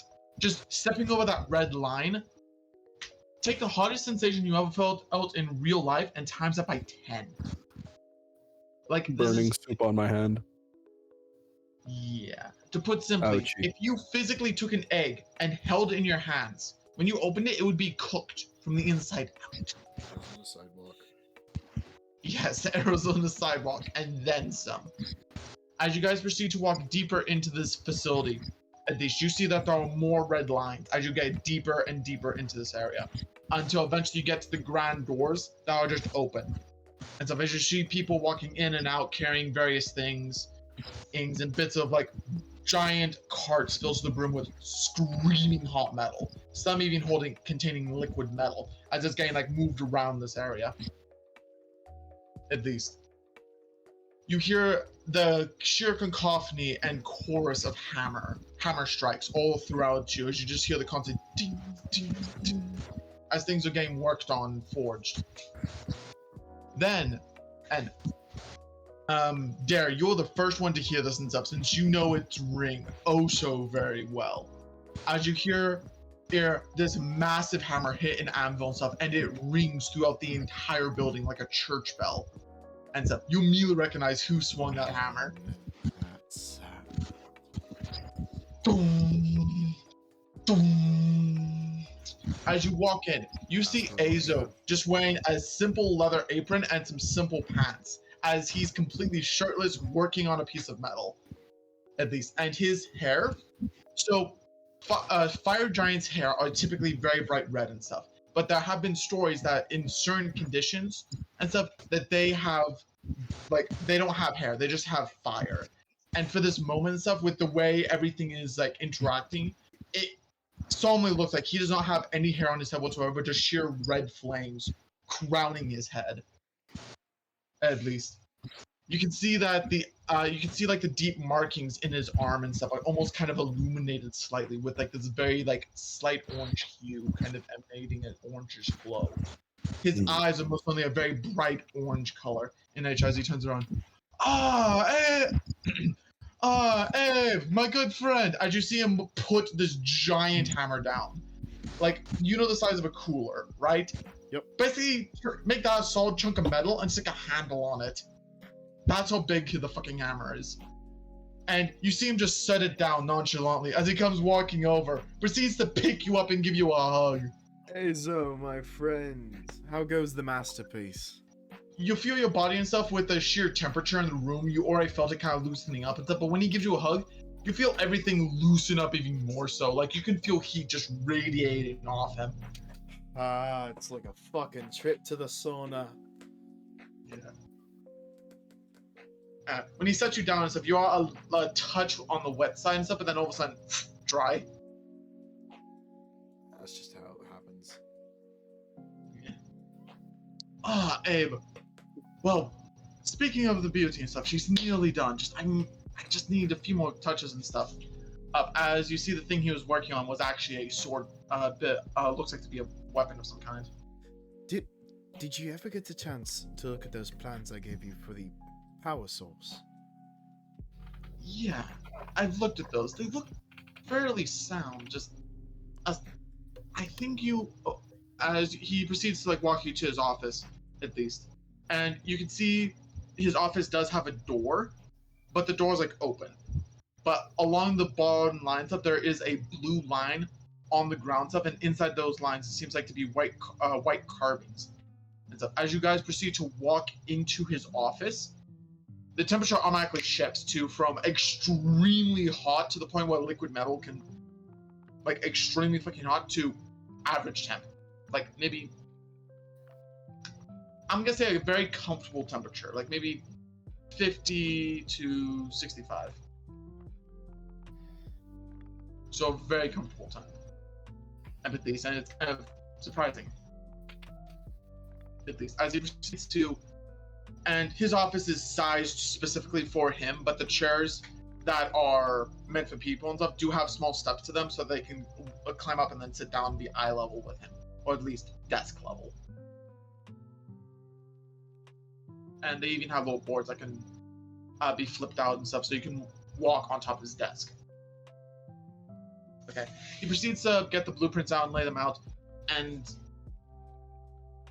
as you guys go onto his desk and start looking at, I looked over the energy source that you were mentioning, at least. I can't get past this part. The way you have it routed here, as he like points to a part, I don't think that's gonna work. Because you're gonna have. See, it doesn't connect there. It actually connects around this direction through these pipings. Okay, but then, and how do you have? How did you plan for the overflow of the extra additional energy? So you can see these smaller wires out here. It will expand it throughout the hull of the vehicle to give a sort of shielding throughout it. That's what's done with the excess energy that's created. Okay. And what happened? And then I noticed you had an overdrive feature and stuff. Do you really think that's safe? If with the particular fuel source? For the most part, it should be okay. But then again, that's what the secondary fuel source is for, just in case there happens to be a fail or anything. And remember, everything that is hazardous has the extreme shielding on it. Okay. I would recommend installing a off gas or off flow system just to be on the safe side. And wait a minute. As he says that, he pulls out a pen and stuff, and it's like you and him are like on a full-on nerd talk at the moment. While they're having the nerd talk, can we go back to the magic shop? Yeah. That's a good place to cut back. As we shift back to Alexander's, One moment. I'm just gonna exit for a second and then come back in so my mic won't be a bitch. My apologies. My sincerest apologies. It's okay. I do it to me. I'm loving this session. I'm loving this session so much. Beginning was a little rocky. I'm glad I joined finally. Glad to have you. We needed a tank. We needed you. Thank you. I've returned and I'm as kissable as ever. Oh lord. Not with that grimace, you aren't. So. My mom says my smile is special. And guys, my mama told me I'm a special boy. Anyway. So, anyway, my mama always said life is like a box of chocolates. You never know what you're gonna get.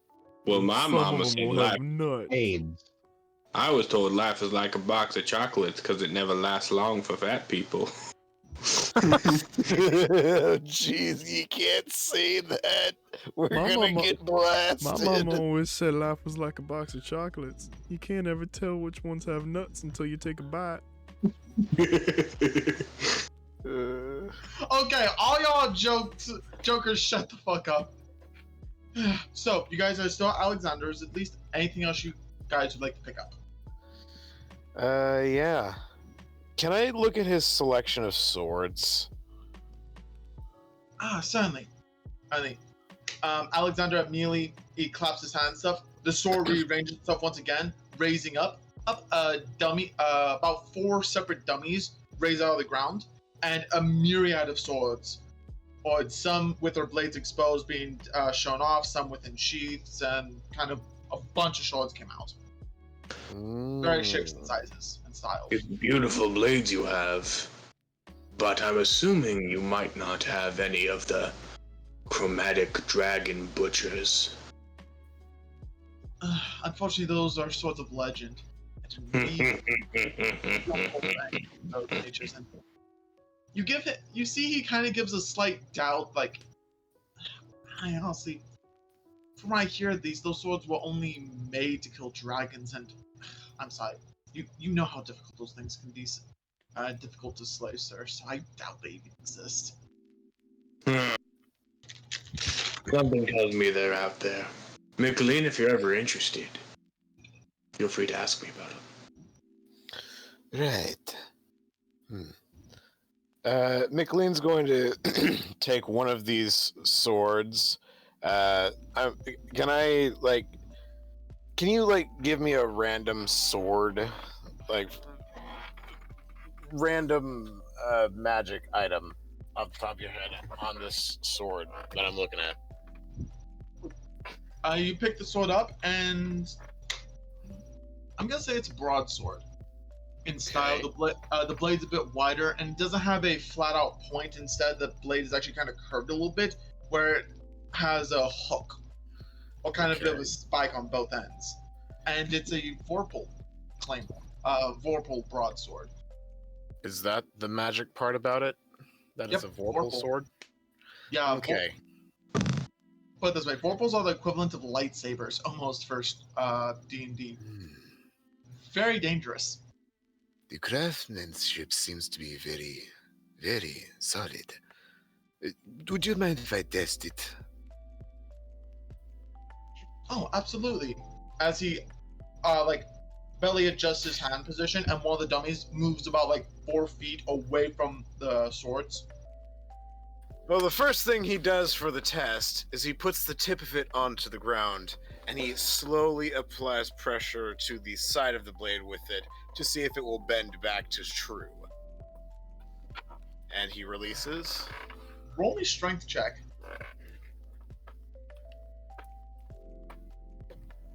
That's a 17 plus. You snap the blade.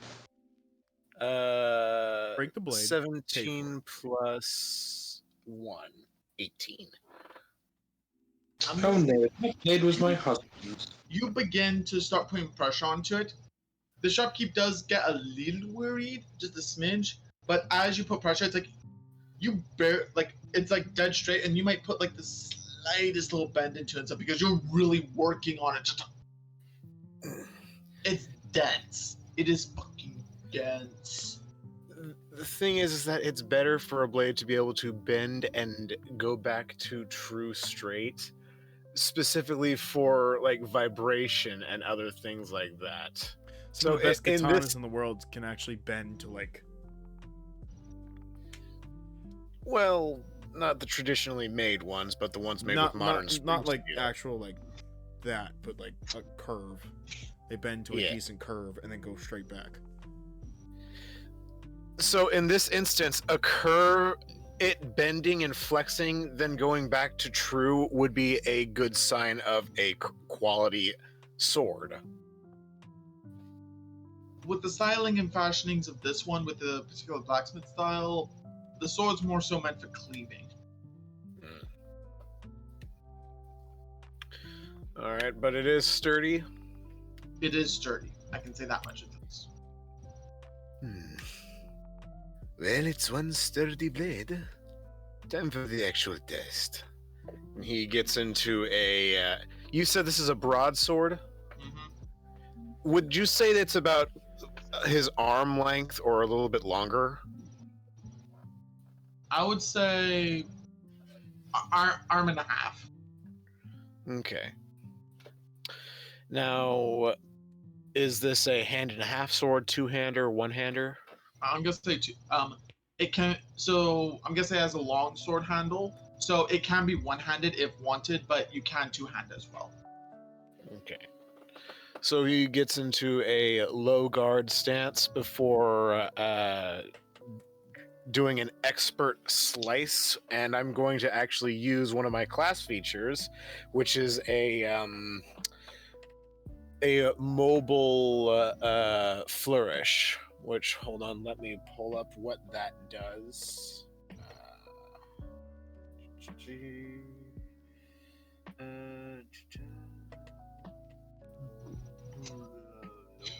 that.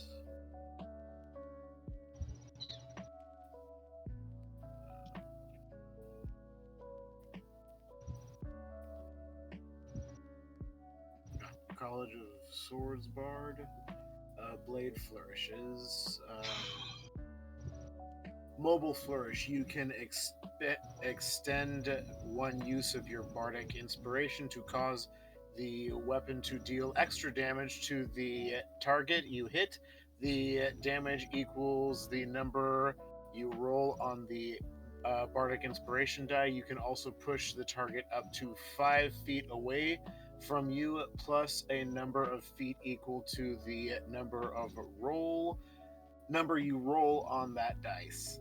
You can then immediately use your reaction to move up to your walking speed to an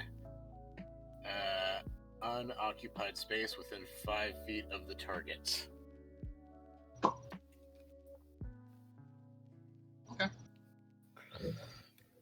Okay.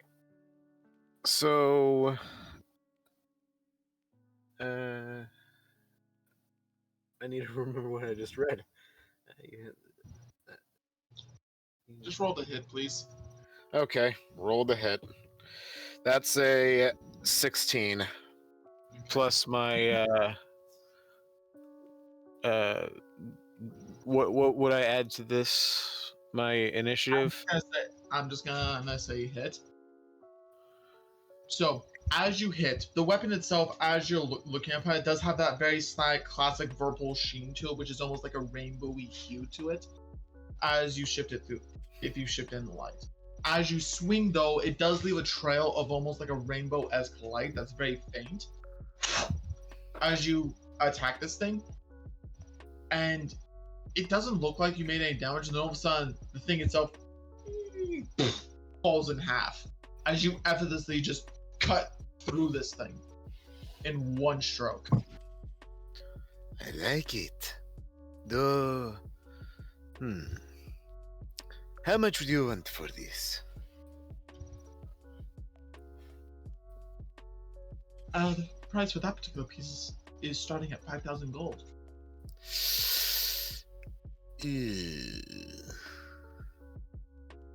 Right. Well, it's fun to use, but it's a little too pricey for my hide. As he sheaths it and puts it back. There was a sheath next to it, but you didn't pick it. So it was one of the swords just resting on its blade guard, ends up open for the blade to be sheen. Oh. At least. Okay, So- then he just puts it back onto the stand that it was on. I ran out of drinks. Oh, guess time to get some spray paint. Can I look for a different sword? I'll say at this point, you look around and stuff and find a good number of swords, but any of the really nice looking magical swords and stuff are A little bit out of my price range. Eiko looks to the seller. You wouldn't happen to have any extra test dummies, would you?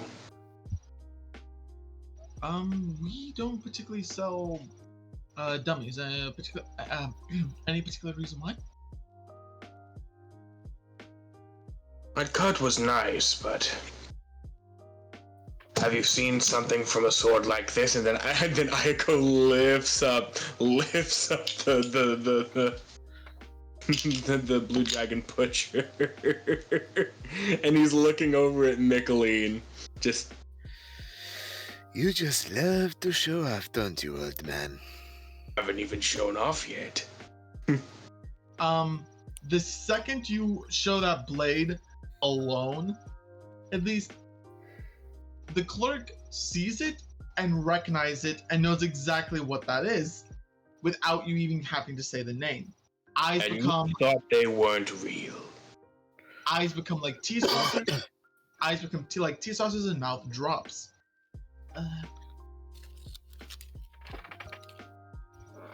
Fuck, I lost the scene. I lost the fucking scene in my head. So I'll give you a new scene. They immediately throw a number at him. Sir, by any chance, would a very large, No. royal amount of No. platinum be No. No, Sure. no. I am very sure. You sure not even for 1,000 platinum? I could not sell this with how long it spent for me to get this in the first place. And just so everyone understands and stuff, in this world, 1,000 platinum is 2 extra zeros, so that is 10,000 gold. Wait, no, that would be much bigger. 100,000. 100,000, yeah, 100,000 gold pieces. AKA, that kind of money, you do not physically have to work for the rest of your life. You don't physically have to move for the rest of your life. Yeah. You and can your pay family- someone to carry you on a palanquin or something. Yes, put it this way and stuff. That kind of money, you and your family for at least 6 generations, if not longer, are living comfy.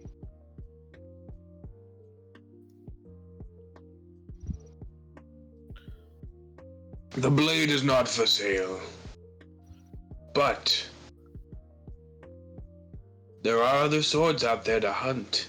It just takes a lot of patience, a lot of money, and a lot of tolerance. The shopkeep kind of looks a bit disappointed now that you won't sell. But he does.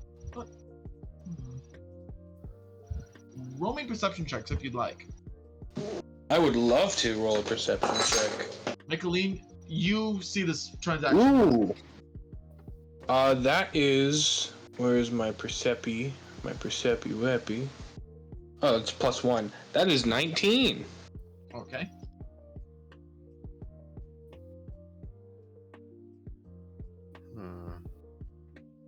Pretty sure that my secondary class feature from my rogue class helps me with perception checks.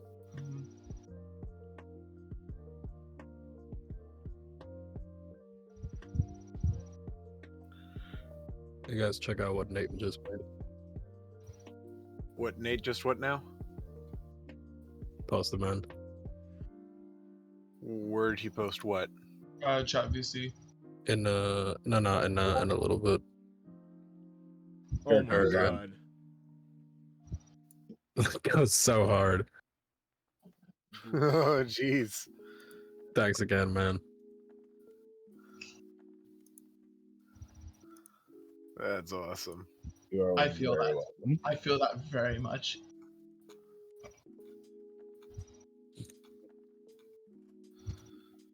That's pretty cool. Yeah, that's What I didn't realize is that his club is actually a giant jawbone. Yeah. Yeah, that's what he. Wait a minute, you guys actually don't know this fucker's. All you know him as is Orc or Big Man. You actually don't know his name. You never asked. No, I just thought of calling him Jawbone because he's got a giant jawbone. But yeah, he's got some bone plating from whatever monster he got that jawbone from. Yeah. Okay. But okay, I'm sorry. There just has to be a scene now where either Michaeleen or Eiko asks his name and stuff, and then Jawbone does his thing. Yeah. We'll get to that. We'll get to that. Oh fuck! It started raining. I hope my internet. wait, are you holding a glowing ball? Yes. Is that the same ball you were holding before? I thought that was a styrofoam ball. I did as well. No, he cast Mage Light. It's obviously a glowing testicle. From a, we have he has yin and you have yang. It works too because he's the machine man and I'm the shadow man. And wait, hold it up. Both of you hold it. Okay. Let's get move on. Okay, everyone is showing off their balls now and stuff. Can we get moving on, please? Yeah. Hold on, I'm showing off more balls?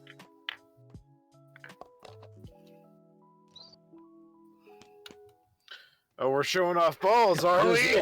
I just love the contrast of the just the glowing ball and the fucking shadow. All of you take 1 point of damage. I am done with you. Ow! I haven't done anything. I cast testicular torsion on Nate, Darren, Michaeleen. I cast testicular torsion. You need to go to the hospital now. We Anyway, cast light and dark ball on the DM. okay, what was the freaking train of thought I had? Nobody remembers. No idea. Anyway, Eiko showed off Fabulous Sword. The store owner was like, "We'll give you 20,000 gold." No, you won't. You can't afford it. Nate. Viking, what did you get for your perception check? Oh, I don't think I rolled. Let me roll it again. I was just checking my abilities. Ear for deceit, eye for detail, insightful fighting. Eye for detail. Starting at 3rd level, you can use a bonus action to make your wisdom perception. Give me 5 seconds. Check. Sorry, I have to go pee. I don't know if it helps with my perception or anything. I'll just do a regular one. That is a natural 20. Look at that. Give yourself Look an at inspiration. Hell yeah. Oh wait, I got one earlier. I gotta do And that. then we have to wait for DM to get back from his potty break.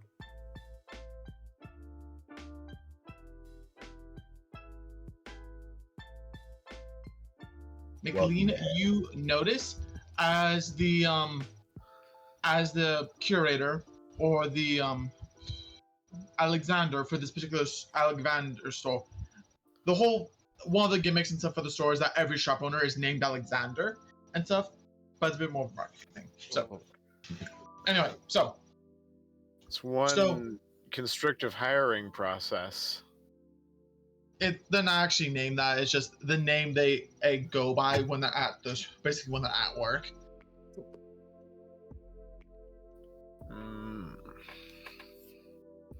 Anyway, but basically, You notice he's just in a very calm position, kind of a little disappointed and stuff. But you do notice he ever so just adjusts his pinky, like the way you've been seeing him adjust, like gesture before, and you hear behind the desk and underneath the sound of what sounds like scribbling something down, and then as you hear something like something getting scribbled down, and then something moving, and then like a box being closed and slid away. Michaeleen's cat ear flicks like well, obviously a cat. And his tail swishes in a very conspiratorial way. Anyway, as that happens and stuff. Wait, did I notice as well? I got a 19. You noticed none of this. Oh. I only noticed because I got a nat 20. Yeah, and put simply and stuff, he was deliberately being very fucking sneaky.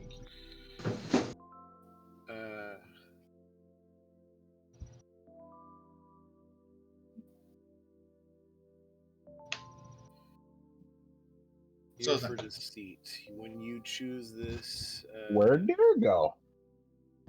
At third level, you develop. Eiko is still gonna look to the store owner and ask about dowsing. Okay. He brings out dowsing stuff. Store readjusts. Beautiful, beautiful. Eiko takes one of the medallions and expects it. How much for this one? That will be 150 gold.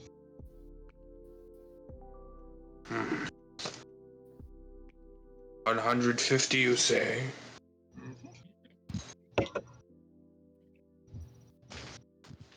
Eiko fishes into his pocket, and he pulls out 3 platinum. And hands it to the clerk. He's just gonna wait to get his change.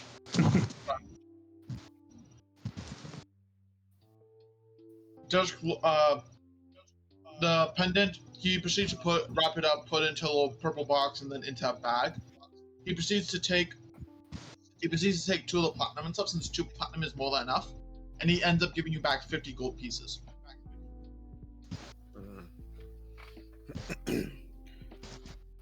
I have an idea. What if you make rose gold worth 50 gold and platinum worth 100 gold?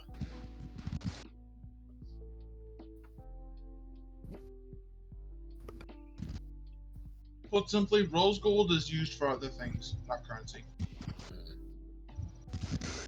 Do I, by chance, remember how I acquired the sword or where? I would assume it's in areas that are very, very extreme climates relating to the dragons. Say the storm one would be on top of a mountain in some way, shape, or form. Thunder and lightning constantly striking the blade. I don't know. Would I know where I have gotten the sword? I think the story we were going with was this is like a family heirloom that was passed down through generations. Do I know It could have any been found or forged in a mountain top. that it had an origin? Do I know of any origin? The 2 origins you've heard for this blade, and you go with the one that's more badass in your opinion, is either A, that the blacksmith that made the swords, when he made the blue one, gave it to his buddy as a gift, which was your great-great-great ancestor. Or the blade was found on a mountaintop where a blue dragon was, and it was basically in the corpse of the person that was trying to kill it. Your family member went up there to get rid of the dragon, ends up finding the blade, using it to kill the dragon, and proceeds to claim it as their own. Those are the 2 stories you heard. Eiko does look to the clerk. Being forged on a mountaintop. Eiko does look to the clerk. A good place to, I suppose, look for a chromatic butcher. Or a would more or less be dragon dens themselves.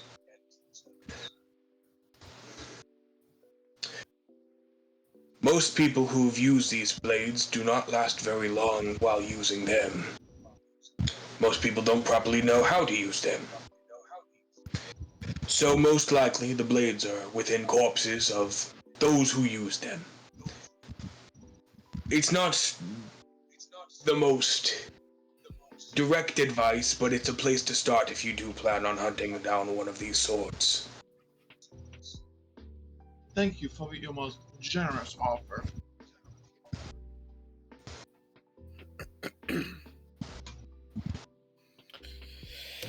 Michaeleen's just going to go and sit down and put on his new boots of speed.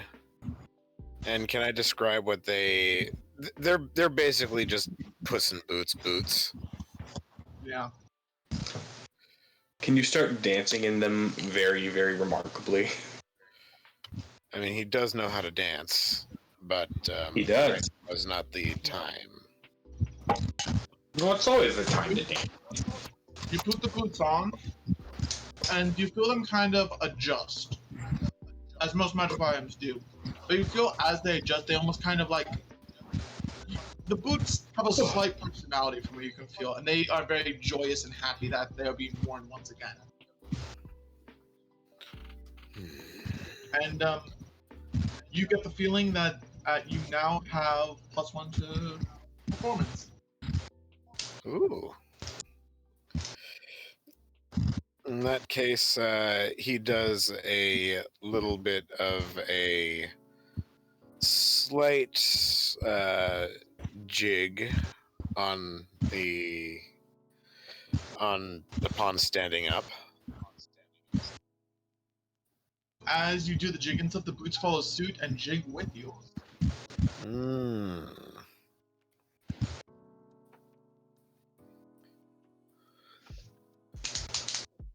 It's sort of a salsa kind of jig. They feel it's not a jig, it's salsa. Yes, they feel the movements and follow suit. Afterwards, where the fuck did Pear go? I do not know. Under his desk. Dare, is that your head He's under his underneath? desk. Dare, can you wave at us? Are you there? Dare. Ah! Dare, get your ass back up. Here. Well, the camera's switching back to you. Dare, stay off camera and just have your hands out and do like funny hand puppets.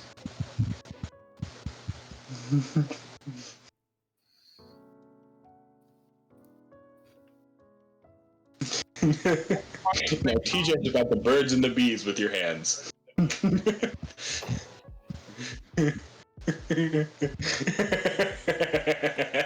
just this.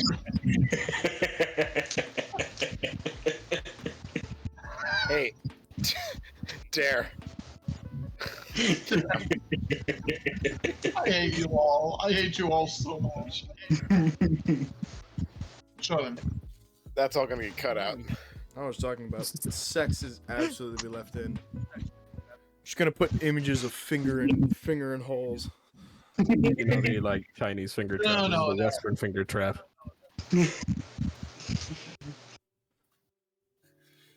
So, all you listeners, you're gonna be missing after... out on text.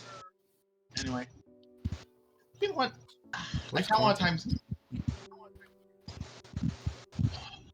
Okay, after a good number of hours, at least, of discussing and going through the plans, you've readjusted the plan, so now the engine has the ability to overcharge and go faster for a boost for a short duration. Ooh. But it does have a set duration, so it can only go for so long. You can only push it for so long before it gets to the point. So it would go critical each time you ran through this diagnostics and systems and stuff. Like, you guys were able to troubleshoot this stuff before you actually testing and building the engine and such. I just had to figure it out. But when it goes almost critical to the point where it blows up, at least, it actually vents all of it out and stuff, so it safely discharges the additional energy so it doesn't blow itself up but in doing so, you get a quick like 5-second speed boost and stuff. So it's like you're going really fast, and you get one additional push before you kind of start slowing down. Makes sense. Which is safe. And along with that, he starts to gain things out. And I will say this: as you guys are busy talking stuff, Azzy does come walking into the office. Oh, hey, it's you! As you hear her voice, you know what I mean by that. Mm-hmm. I like thought communication. Yep. Oh, I didn't know you were here and stuff. Oh so, yes, Aza- well I've only been here for the last couple hours. Oh, I've been busy working. Aza's been having me. You put a lot of effort and stuff. I was actually finishing a few rivets on that engine of yours. Oh, is that he showed me? Azo immediately just looks at her. You've been doing what? Hold on a second. I've been playing rivets, like you said. Azo just rubs his. I told you to be putting rivets on the fins, on the back, the directional fins. I was gonna say, please tell me you didn't rivet the engine.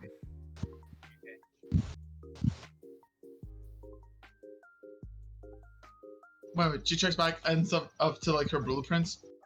Oh, no, I was just riveting. No, I riveted the boiler. That's it. It's like it's like she looks at it, turns out it was upside down, turns it right. Oh, it was the boiler. Are you sure that you did it in the right place? That's what it says. She hands you the blueprint. You and just it's had to legit. turn your blueprint upside down in order to see it correctly. Have you been looking at it the wrong way this whole fucking time? If the bug could sweat bullets, she would be sweating bullets. If you fucked my ship up. It's still in the shop, so technically it's not finished yet, so technically you can't complain. It's still in production. We can fix it. Azo, if you don't Azo, mind, I'm gonna go fix it myself. Oh, don't worry. I was actually gonna go help. Oh, this little bug needs to go work on her practice. Again. And as give me 20,000 nails.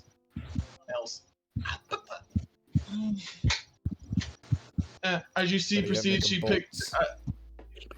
proceeds to pick her armor up and stuff and just start walking towards it. As you see, she starts walks over to her personal station, which is actually next to Azo's. At least, and you see her start turning out nails and bolts like there's no tomorrow. Rather proficient at it.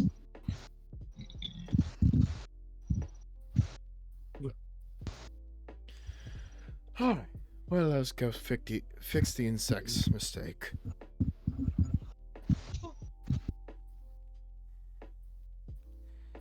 As you go around, you see the bolts. So she did put some bolts into the engine itself, but the way she did them and stuff, she didn't compromise. You double checked and stuff, and none of the bolts compromised any of the systems. In fact, they kind of helped still securely attach to a good number of the parts. I'm sorry, my mechanical... Rivets, bolts. Decide, one or the other. Very different things. Rivets are permanent, bolts are not.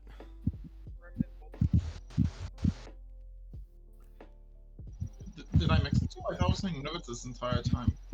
You just said bolts, though.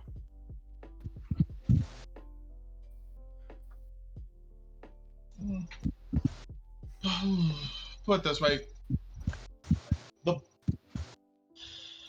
She put some stuff on it and stuff, and it didn't hurt anything. I'll just boil it down to that. You and Azo proceed to start removing the rivets, and with both of your skills, you manage to do it in like half an hour.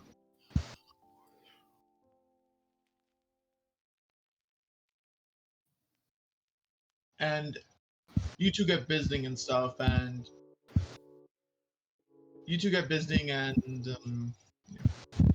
any questions you have for Azo?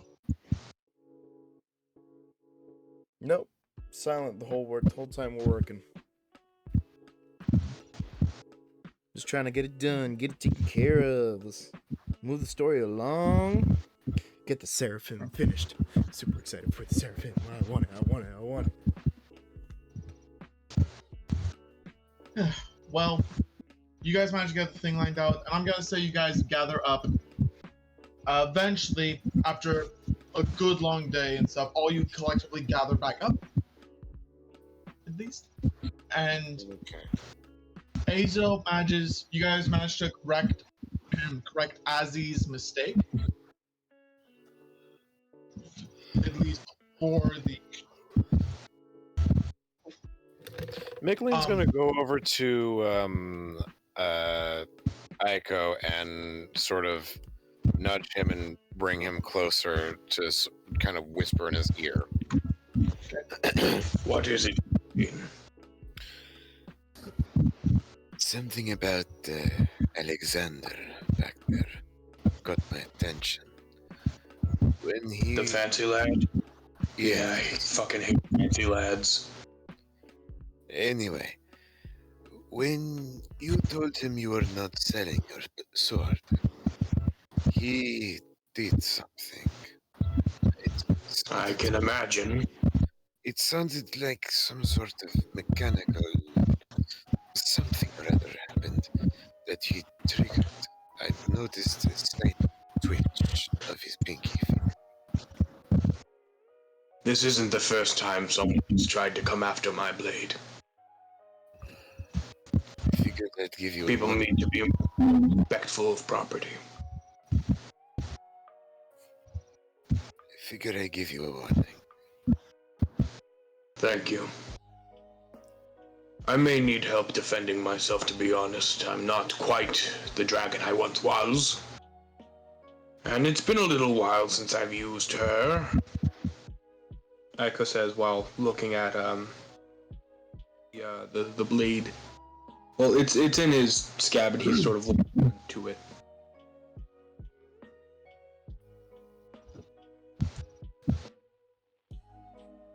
But I can see how a seemingly very magical and very flamboyant storekeep can be a little dangerous.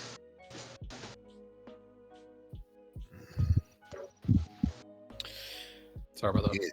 At any point. Should others know as well. Abe. What have you been doing all day? Oh, I have been working on a way to expedite our travels from now on. Expedite?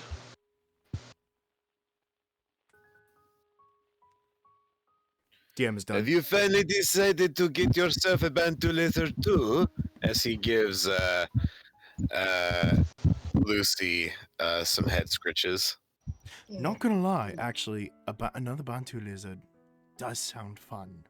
Then we could race them. Does that sound like fun, Lucy? Make a robotic you like one. a friend? She kind of gives like a bit of a excited yeah, but also kind of like top dog kind of situation and stuff. Like, yes, it would be fun to have someone to brag. Pompous lizard. Yeah, pompous lizard. Yes, pompous lizard noises. We'll see. So like Eiko. Make a robotic one there. Anyway. Yeah, make a robotic one so it'll be Lucy versus Mecha Lucy. So, hey, as you Lucy work can with turn into armor for Lucy. as you work with thing, you actually get to see. So when you went in and stuff, you actually had to go into the ship for the first time. So you actually got to see it and stuff, and you see it's nearly done. Like they're just finishing up a last few little things here and there. Another day and two, and we can move on from here. Good. I want to get to that. Azo did say with the thing set up that the main thing that they would need is the power source and stuff, since that you and basically said, hey, if you could go get the thing and stuff, that way we can power the system up and all that stuff. I love the fact that we started this campaign on just a runaway wheel. Oh, yeah, I wasn't And part now of we're that. here. No, but that was like the very first thing that happened was our runaway creation of Abe's. Mm-hmm.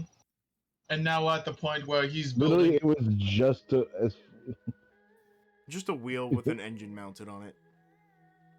Yeah. and it was Self-rolling going. wheel.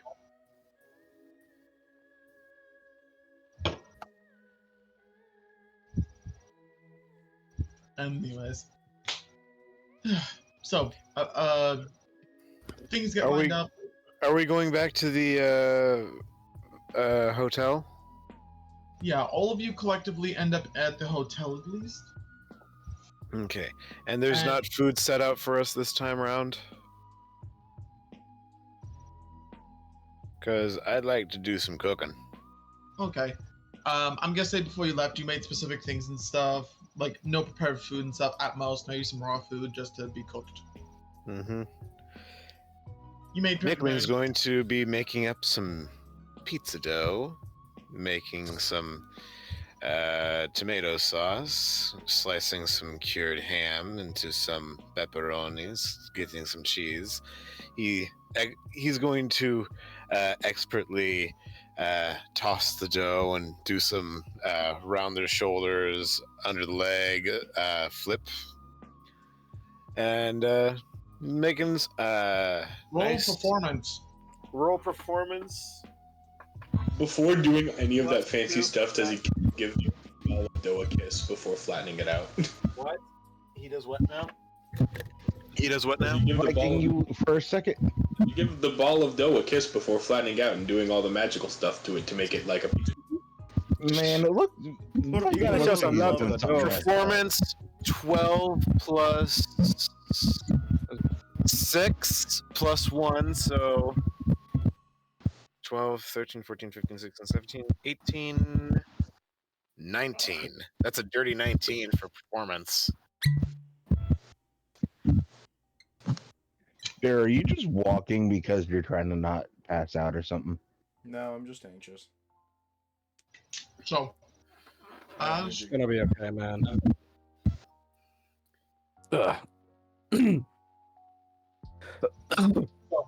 you anyway, as you perform the tricks and stuff, you perform a little bit of dough tricks, show off, and you start getting the food on to bake.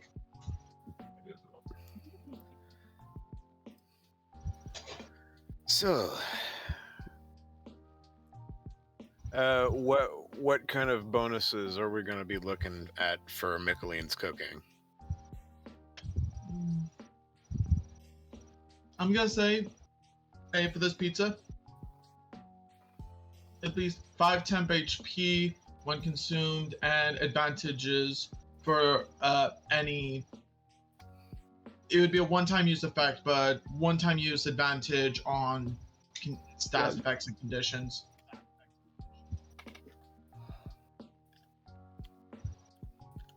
So feared, poisons, charms, things of that nature. You would have. So just a free advantage to a class condition save. Dex save. Yeah. Something like that. Anyway. Just advantage to a roll. Yep, yeah, just say advantage to next roll. So, everyone kind of gathers up, things of that nature. And I'm just gonna say, next day, at least everyone. So early morning, everyone's in bed and stuff. All of a sudden, there's a loud pounding on the door. At least, Ace wakes everyone. Abe, you were kind of just sitting in the living room, just going over your blueprints and stuff. You hear it, you kind of turn over, and what the fuck is that? You walk over to the door and see that's Azo. Azo, as he's standing like 5 feet over the door frame. Yes, the door is wide. He still has he would have to duck to get into it and stuff, but the door is a bit wide enough so he can get in. Azo, Eiko is holding what's going on? a two sword. Abe. She's nearly done. Where's the thing?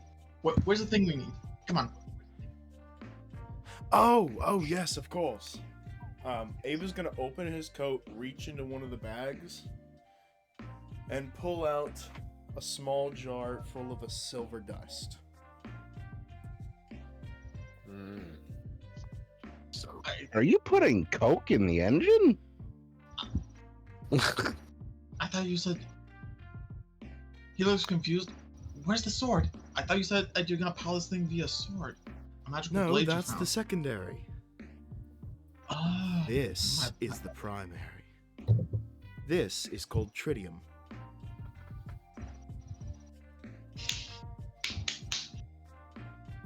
Uses. I can't believe you're using tritium. You've never met the dwarves, have you? I don't deal with them.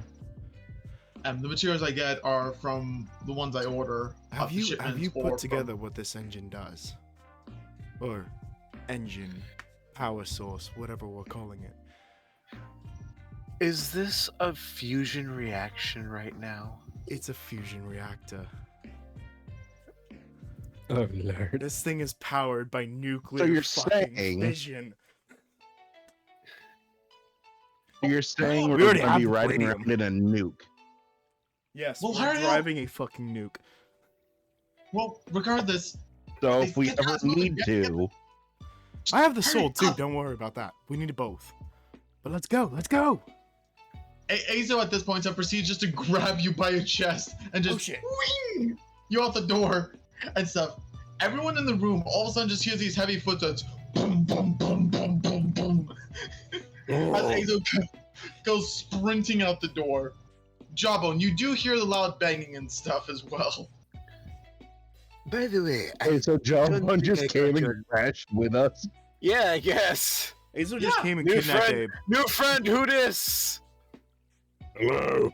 We don't even know man's name. may I ask you a Just question? Step over. I did not mind you being here for this. Okay. The more the merrier. One at a time. Hold on. Okay, first off, I'm gonna go night before, so eating food, all that. Jawbone, you're enjoying the food, mouth full. Michaeleen, go. I did not. I did not catch your name. I do not mind you being here for dinner, the more the merrier, but who are you? Oh. Jawbone. And he like points at himself.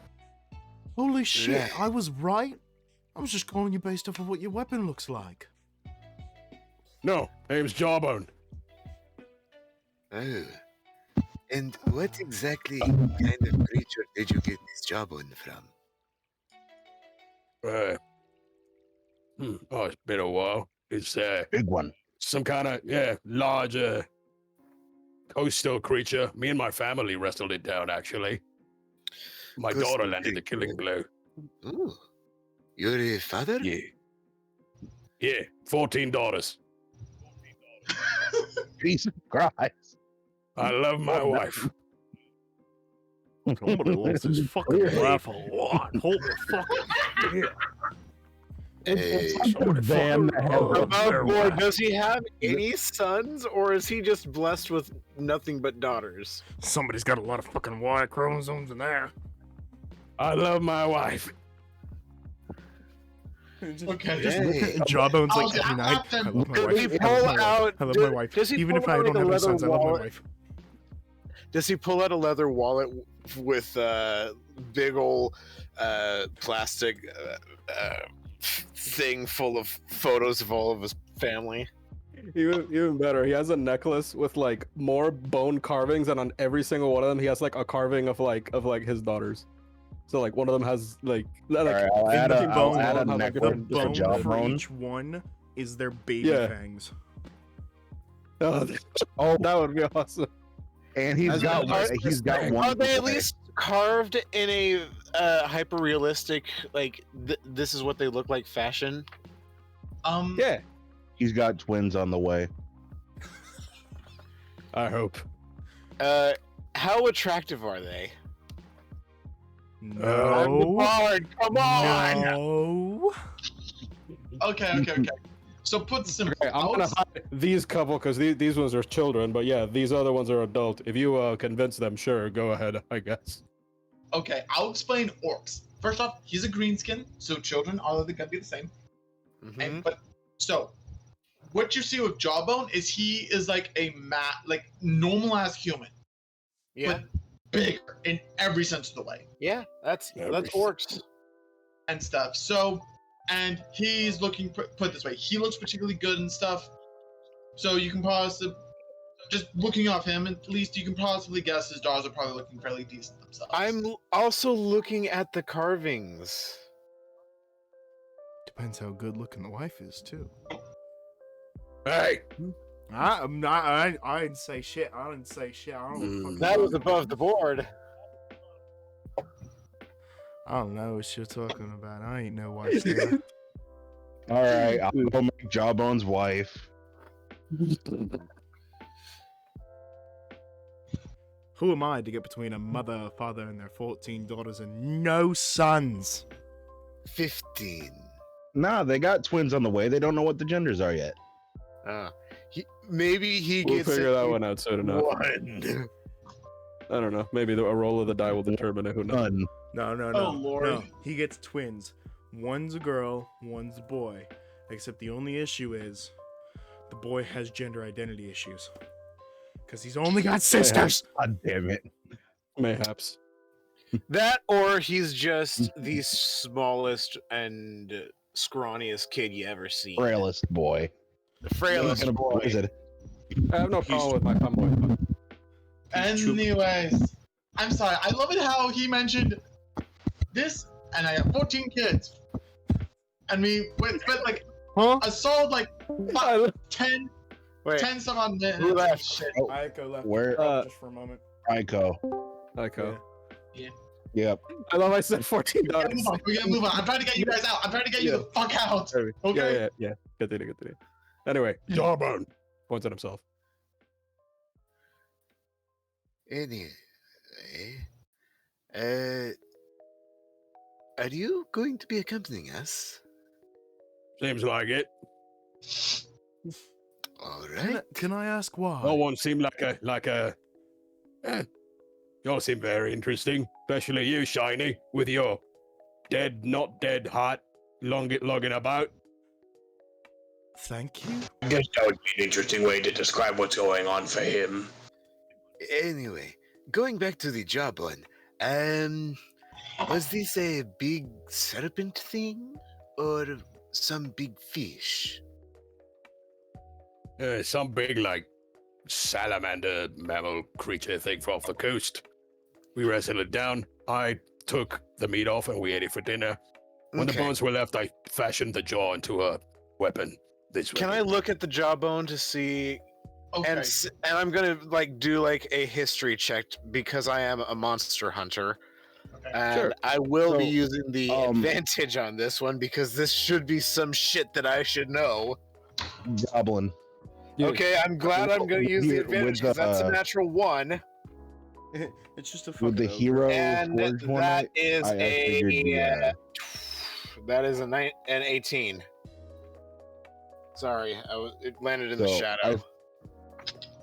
I figured the plate on your armor would be made out of the same bone as your weapon. Okay, so that's an 18 on my history check, and Maybe I add plus 3, 18, 19. And the spikes are teeth from do I the know jaw. what this thing is?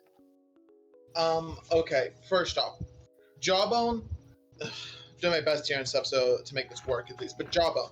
So I'm gonna say Jawbone, you stand up for a second, take your axe or your thing and stuff and just put it onto the ground. For you, you brush your hand on the top of it comfortably and stuff. And where my hand is and stuff is the same level it's for him. So this thing is a massive fucking Jawbone, nearly as big as he is. Yeah. I can just like take it off my sling and just like lay it in front of them. Right, but I got an 18 plus 3 for my history. From the way it might be hard because it is carved. Yeah. Right. From the rough size you're mainly going off the sheer size of it because they're all. But I'm also going off the information that he gave me of what he remembers, what it looks like. For you, a couple things are coming together. It's either like the things. It's either like three things come to mind: either a sea salamander of some kind, and a sea drake, or possibly a dragon eel. Are the ones that most likely come to mind. And since Dragon whale? Dragon eel. Dragon eel. Oh. Dragon whale would have been cool. Yeah, but those things are very rare and peaceful creatures, from what you'll know at least.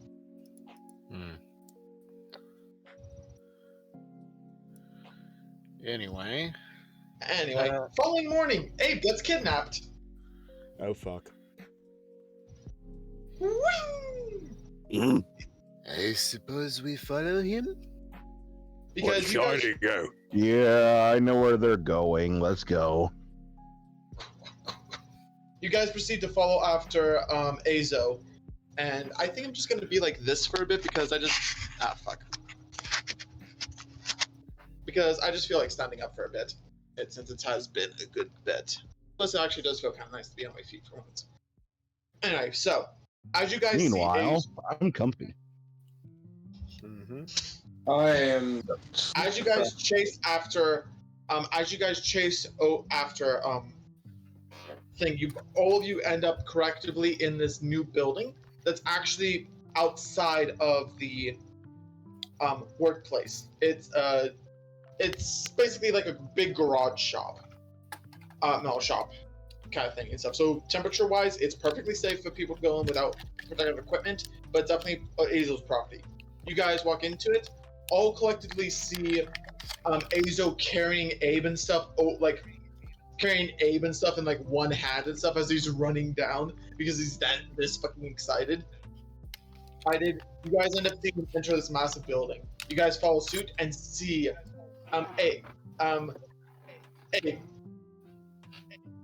Abe, please give a description of the ship. So, since this is the first time they are seeing it. So the Seraphim is... I would say it's probably about the size of a typical battleship. However, you'll notice that it is not in any way... It's not like on wheels. It doesn't have anything typical for a land type of vehicle, right?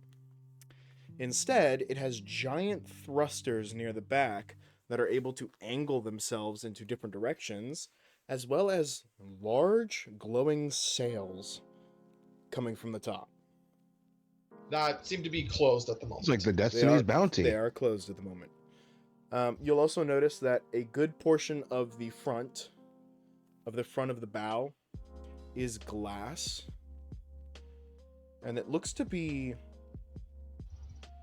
large cannons protruding, 4 to be precise, from the sides, and a couple along the brim of the bow and along the sides. As well as in the back, you have a large building that looks almost like a laboratory / observatory kind of thing. I do have a picture of a similar idea of what it looks like. Which, just saying at least, I think it look into getting an artist and stuff so we can get a proper image of this. I already plan to. Yeah. Do you have an artist in mind? I do, actually. Okay.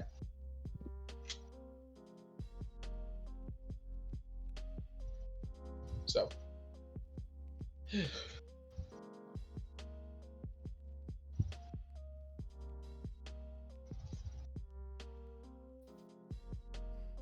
I am going to put it into character designs. But this is probably a good... Since the Seraphim's gonna basically be almost their own character. Essentially. Nice. So that is essentially what it looks like, except this has very obvious attachments for expansion. Mm.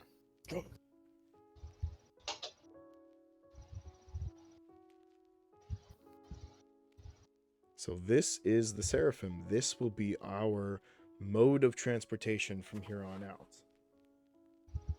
By the way, all of us dwarf in comparison to this thing. We're not even... I don't know if you see that tower near the top of that building. We're maybe half of the size of one of those spheres at the top. I mean, I can see, just looking at this, I can see, like, sort of a door on one side here. And, yeah, I'm looking at it, and it does dwarf us. Yup. So this is... Can you guys see the door? This is the Seraphim. This is what we will be using from now on. This has, and I wrote it down actually, all of the features and amenities that this beautiful thing has. First off, it has, let's just go down the list, shall we? In terms of firepower, it has 18 large laser cannons that are powered by the fire sword. It has a full kitchen for Michaeleen. Ooh. As well as cabins for every member of the party. As well as more room for additional rooms being built. Most of them are empty for storage rooms right now, but they can be designed as any way they see fit. Right now, there are 10 bedrooms made. There is a fully equipped workshop, forge, and lab, as well as an armory that can be stocked, over time as we collect things. It's probably going to be full of yams right now. There is a large dining hall that is adjacent to the kitchen. There is a mobile garage bay that now houses the caravan. And there are 10 smaller cannons that can be aimed on the deck, like manually aimed from the deck. Please tell me you have some kind of homing beacon and some kind of autopilot to, get it from where it is to call it. If anyone looks at Abe, they will notice a small antenna going from his shoulder now. It is directly connected to the computer systems on the Seraphim. Eiko's gonna reach out and kind of like swat at it like a cat. Hey, that's for me to do, thank you. That's what Michaeleen does. Anyways, there is also a fully stocked library full of books from around the world that are borrowed from the library. Oh, Eiko immediately starts heading towards that library. He's going in there. He's running. Its collection in the engine room. Is our parents' collection in there? Huh? Yeah, our parents' collection is copied from the book. I will say this: when you guys get to the garage bay, you guys see that the caravan is in the garage bay. Yes, the caravan is there, as well as a couple new cars that are being designed for it. I will say this and stuff. As you guys see that and stuff, you guys do see Noto and Bins after a very long time. Is there are there automatons crewing the ship? There are currently only 10, but there will be more, or maybe a couple people we pick up along the way to help us throughout this adventure. AKA NPCs for the DM to keep track of. Yep, there's going to be slaves. Okay, I will say this at least. The androids you do see are very much, they look very, very, very similar to Noto, except slightly different. They're more clockwork than anything. They don't have any real intelligence. They can follow orders, but that's about it. Yeah. And Noto does look a touch fancier, like he got a recent update and stuff. He got Bicentennial Man. He now looks like Robin Williams. Give me 5 seconds. 5 seconds. Okay. I'm just going to explain this before the DM can object. There are currently 5 total nuclear fission generators. Oh boy.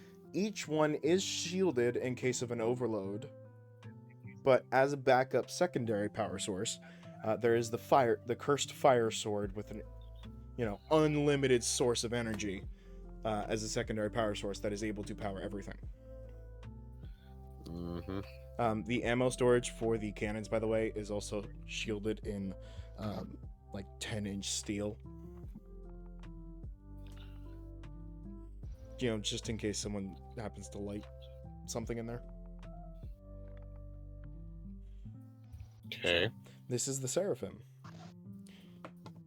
Feel free to let me know if you want to add anything or need anything into it. I can easily get it added. Interesting.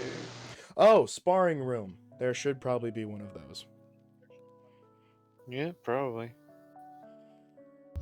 Anyways, the goal is to build a kind of community with the Seraphim and have a sort of Arathnika situation going on. What's an Arathnika situation? Well, the Arathnika situation is that they have a giant moving city as well as a stationary one. Oh. On a giant centipede. My question is, are we going to find it ourselves going up against any kind of beasties in the air? Quite possibly, but then again, at the same time, we can pretty much eradicate anything from the Seraphim. What about flying space cannibals? Space wizards? No, flying space cannibals. Some Wolfenstein shit. Oh, yeah. The cannibals, they fly. Space wizards. I do have to say, the large laser cannons are mainly meant to point downwards, but the ones on the deck can be pointed upwards if needed. Just in case we have flying space cannibals. Just in case. Also, in the... You could also turn off the gyroscopic assist and just full on front flip the damn thing. Or Tokyo, you literally do a barrel roll to change the direction of the cannons. Dude, that would be insane. But so both of you, anyway, so everyone gets brought into the main engine room, which. So, Dare, mind if I describe the engine room a little bit? Sure, feel free. So, you have the main generator itself, an engine set up with a large, what looks like to be large core assembly kind of out in the moment, just waiting for what looks like to be some kind of cell, power source, fuel source, whatever. That's waiting for that. But in front of that, raised up a little bit, is a secondary one that looks like it's two parts that kind of might close together, and looks like it's fitted for a secondary thing that's waiting to be inserted and put in. So, Azo does walk over to you, Dare. So that's what this is for. As he reaches into his pouch and pulls out basically the fuel container and stuff of the core component that was designed to hold the tritium. So I'm gonna take the fuel canister, the canister he has from him, and mix it with the tritium and the palladium. And then I'm going to carefully put it inside of the core slot and push it in before it irradiates all of us. Okay. So the core, so basically the tritium and palladium and stuff are, as you put them into it, have two separate components, like two separate modules for them to be stored, but not to mix. Dare, I just want to say one more thing before anything. Don't slip with the screwdriver. Disclaimer real quick is this is a very simplified explanation of how nuclear fission works.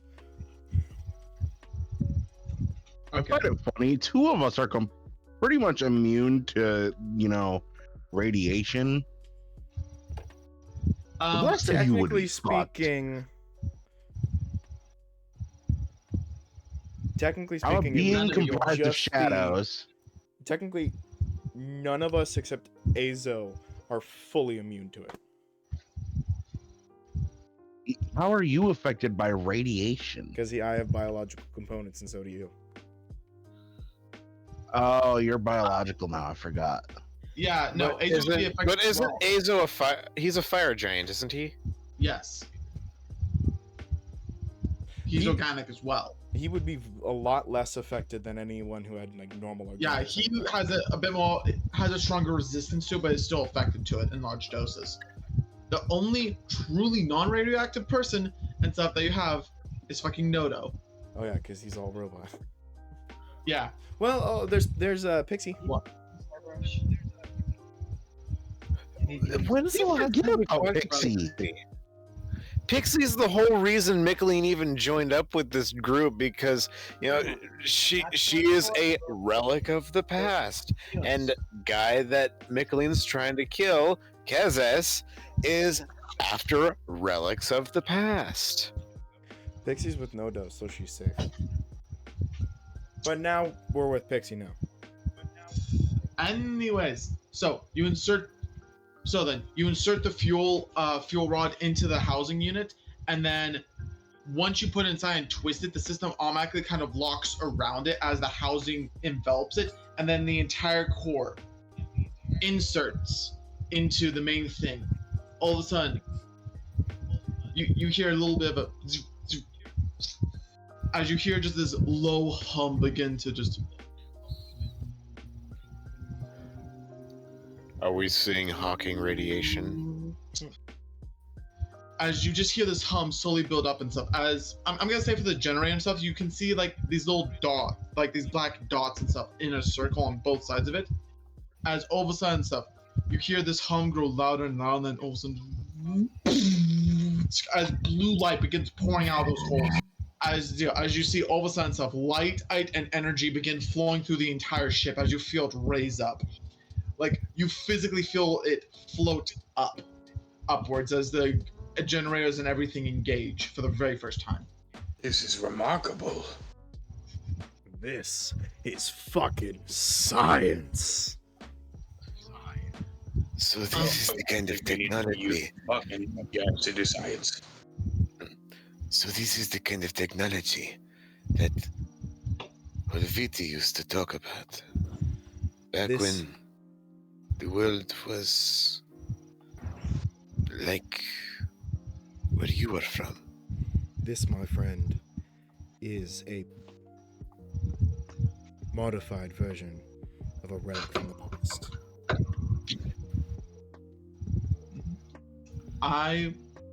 Azo will give Abe a little bit of nod. There is one more core that needs to be engaged. Oh, of course, the fucking sword. I almost forgot. I don't want to touch this thing. Brother, can I put it in? I'm just gonna like open my jacket and like open one of the satchels, and this satchel holds only the sword. Can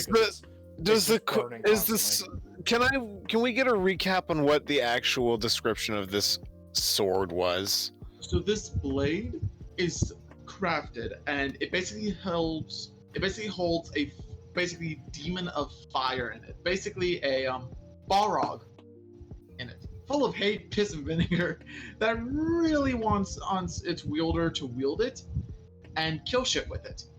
But we're just Maybe using it let for possess it. dual swords. Yes, but it's perpetual fire source, so we're using it. Yeah. As a fuel source. We're using it basically as a furnace. Yeah. Anyway, you carefully take the bag and stuff. Azo, and... do you have a pair of tongs you can use? Okay, can I explain the housing? Okay. So, the housing is two parts. You have one portion which is a big silver chunk and stuff with a small hole in it, made to the specific diameter of the handle of the sword, at least. And then in front of that is a small diamond slate slit, big enough for the blade to fit in. So, Abe, you carefully just walk over and carefully just adjust the hand by holding onto the bag, inserting the handle into the thing. As you pull away, the blade is fully exposed to the air and stuff in position. You see that the blade gets rotated.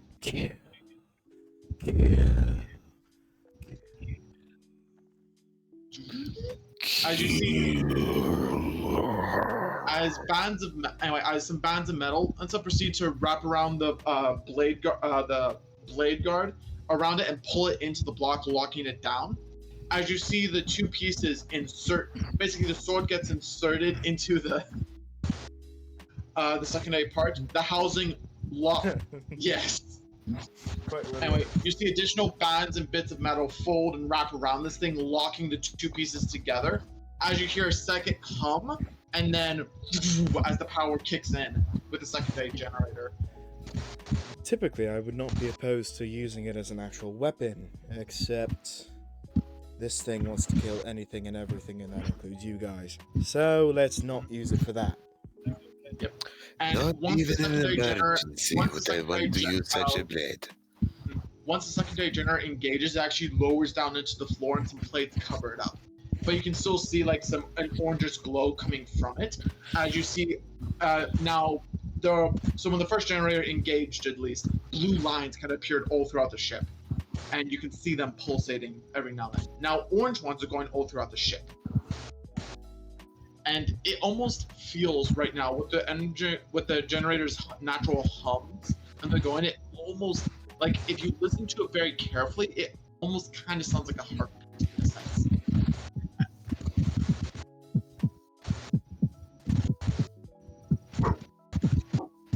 As each one is pulsating in their own frequencies.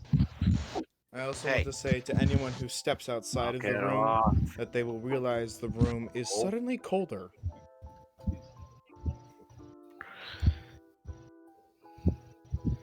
Abe, how is it getting colder in here? Oh, that is a very interesting question. However, I have turned... I think it was called...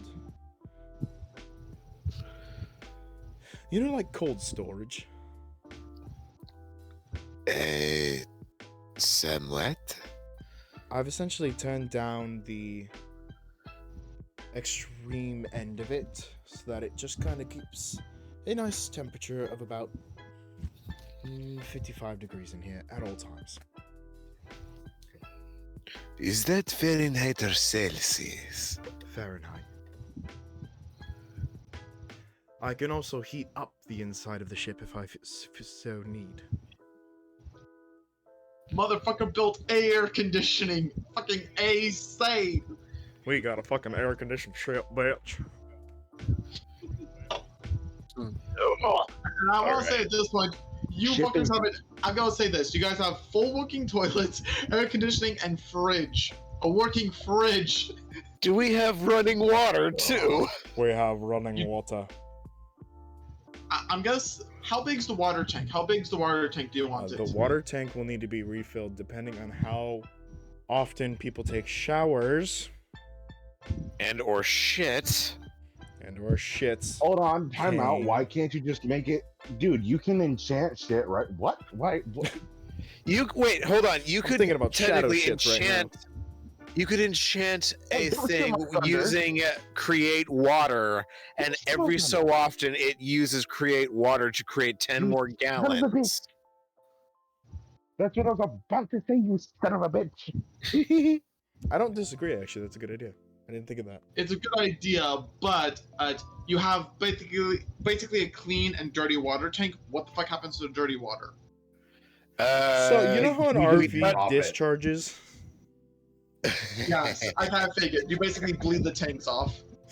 Yeah, it happens every 12 hours. It discharges the tank.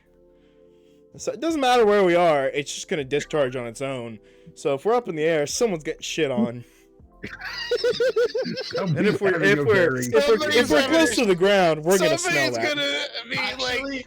Having the crappiest day and be like, how could my day get any worse? As a fucking ton of sewage falls on them.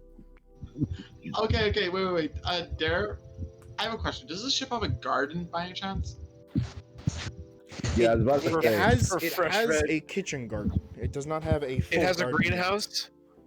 So it has a small greenhouse garden. Yes. Okay. It is directly attached to the kitchen, as well as a fully stocked pantry. So I'll say this: the sewage water Okay, so I'll say a small portion of the sewage, at least, mostly water, maybe a touch of the solid material, particularly, gets basically siphoned off and processed and sent to the garden for nutrients for the plants. We're eating our poop. Be careful about some of that. That's gonna be magical shit coming from Kain. It's called night soil. Eat the beetle. You may actually need that beetle to will. fend against. Oh, what is by the it? way, here is the beetle. Here is the beetle. That's not me saying that. That's the button. I know, That's the but button. he did say that he wanted to, and because there was a workshop on this thing, he can actually. Oh yeah, there's a workshop. I can actually modify the You beetle. can actually start modifying it so it can be actually put on and taken off. Yo, can I Instead quickly of steal being the beetle? permanently I'm being stuck on your body. I might like fix it and then scare the shit out of you by shoving it in your mouth. But all right, we should call it here before. Yes, Yeah. the Seraphim is officially on. We are ready to move on with the adventure and explore the rifts. Okay. Just saying, put it this way. There's one last thing that needs to happen before you can properly leave and stuff, but you'll be able to do that quick in the first session. Is it the bay doors? I think I forgot about the bay doors. No, you're missing someone. Oh, we're fuck, we're missing the bird. The bird? What? Oh, yeah, Estrella.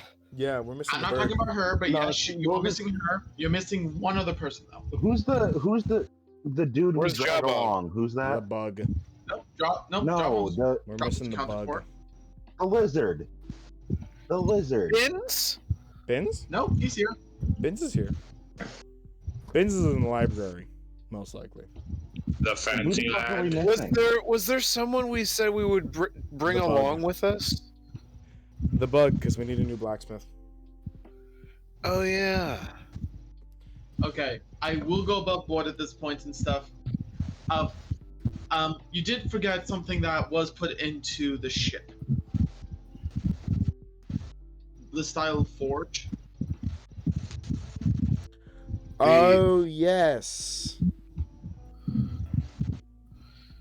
A style of forge. It is a Right? specialized forge, specifically designed for the,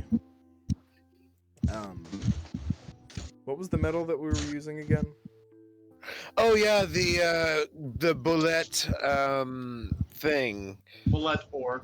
Yeah, The bullet ore. That we It's- processed it into little bricks Steel. the size of like a little 4x2 box. Yeah. Basically, it weighs was a like specialized 28 forge for making those into armor and weapons. Yeah. Those tiny little ingots weighed like 25 pounds each. Yep. Okay, I'm going to say this. Hazel speaks up and stuff as you kind of forget. What? A thing that Abe forgot to mention stuff is the particular forge that I'm giving you, the lot of you, as a gift. I've built a arc forge on your ship, which is the hottest forge that I know of. It's very difficult to run and operate, and such. It's not ignited yet, which I'll find out sometime tomorrow at least.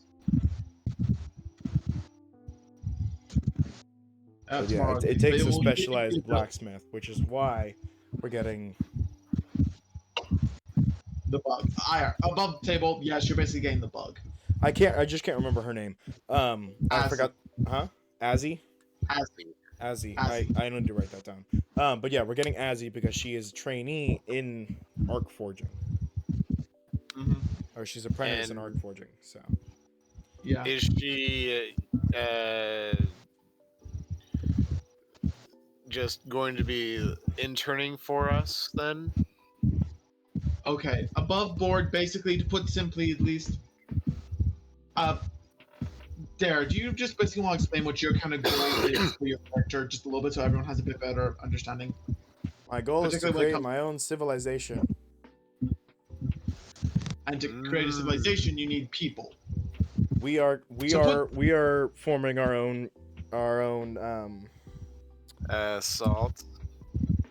He's gonna be really excited for when we get there, you know. I'm already fucking excited, man. Dude, so put All right, simply, we need to call it put quits before people Okay. pass out. Okay, session officially over. Oh, let me stop the recording. All right. All right. Goodbye, everybody. Bye, everyone. Hello, everybody. This is Abe. Thank you so much for watching. Please like, comment, subscribe. We'd love to know what you like, what you don't like, and what you think we can improve on. Let us know. Thanks for joining us. See you next time.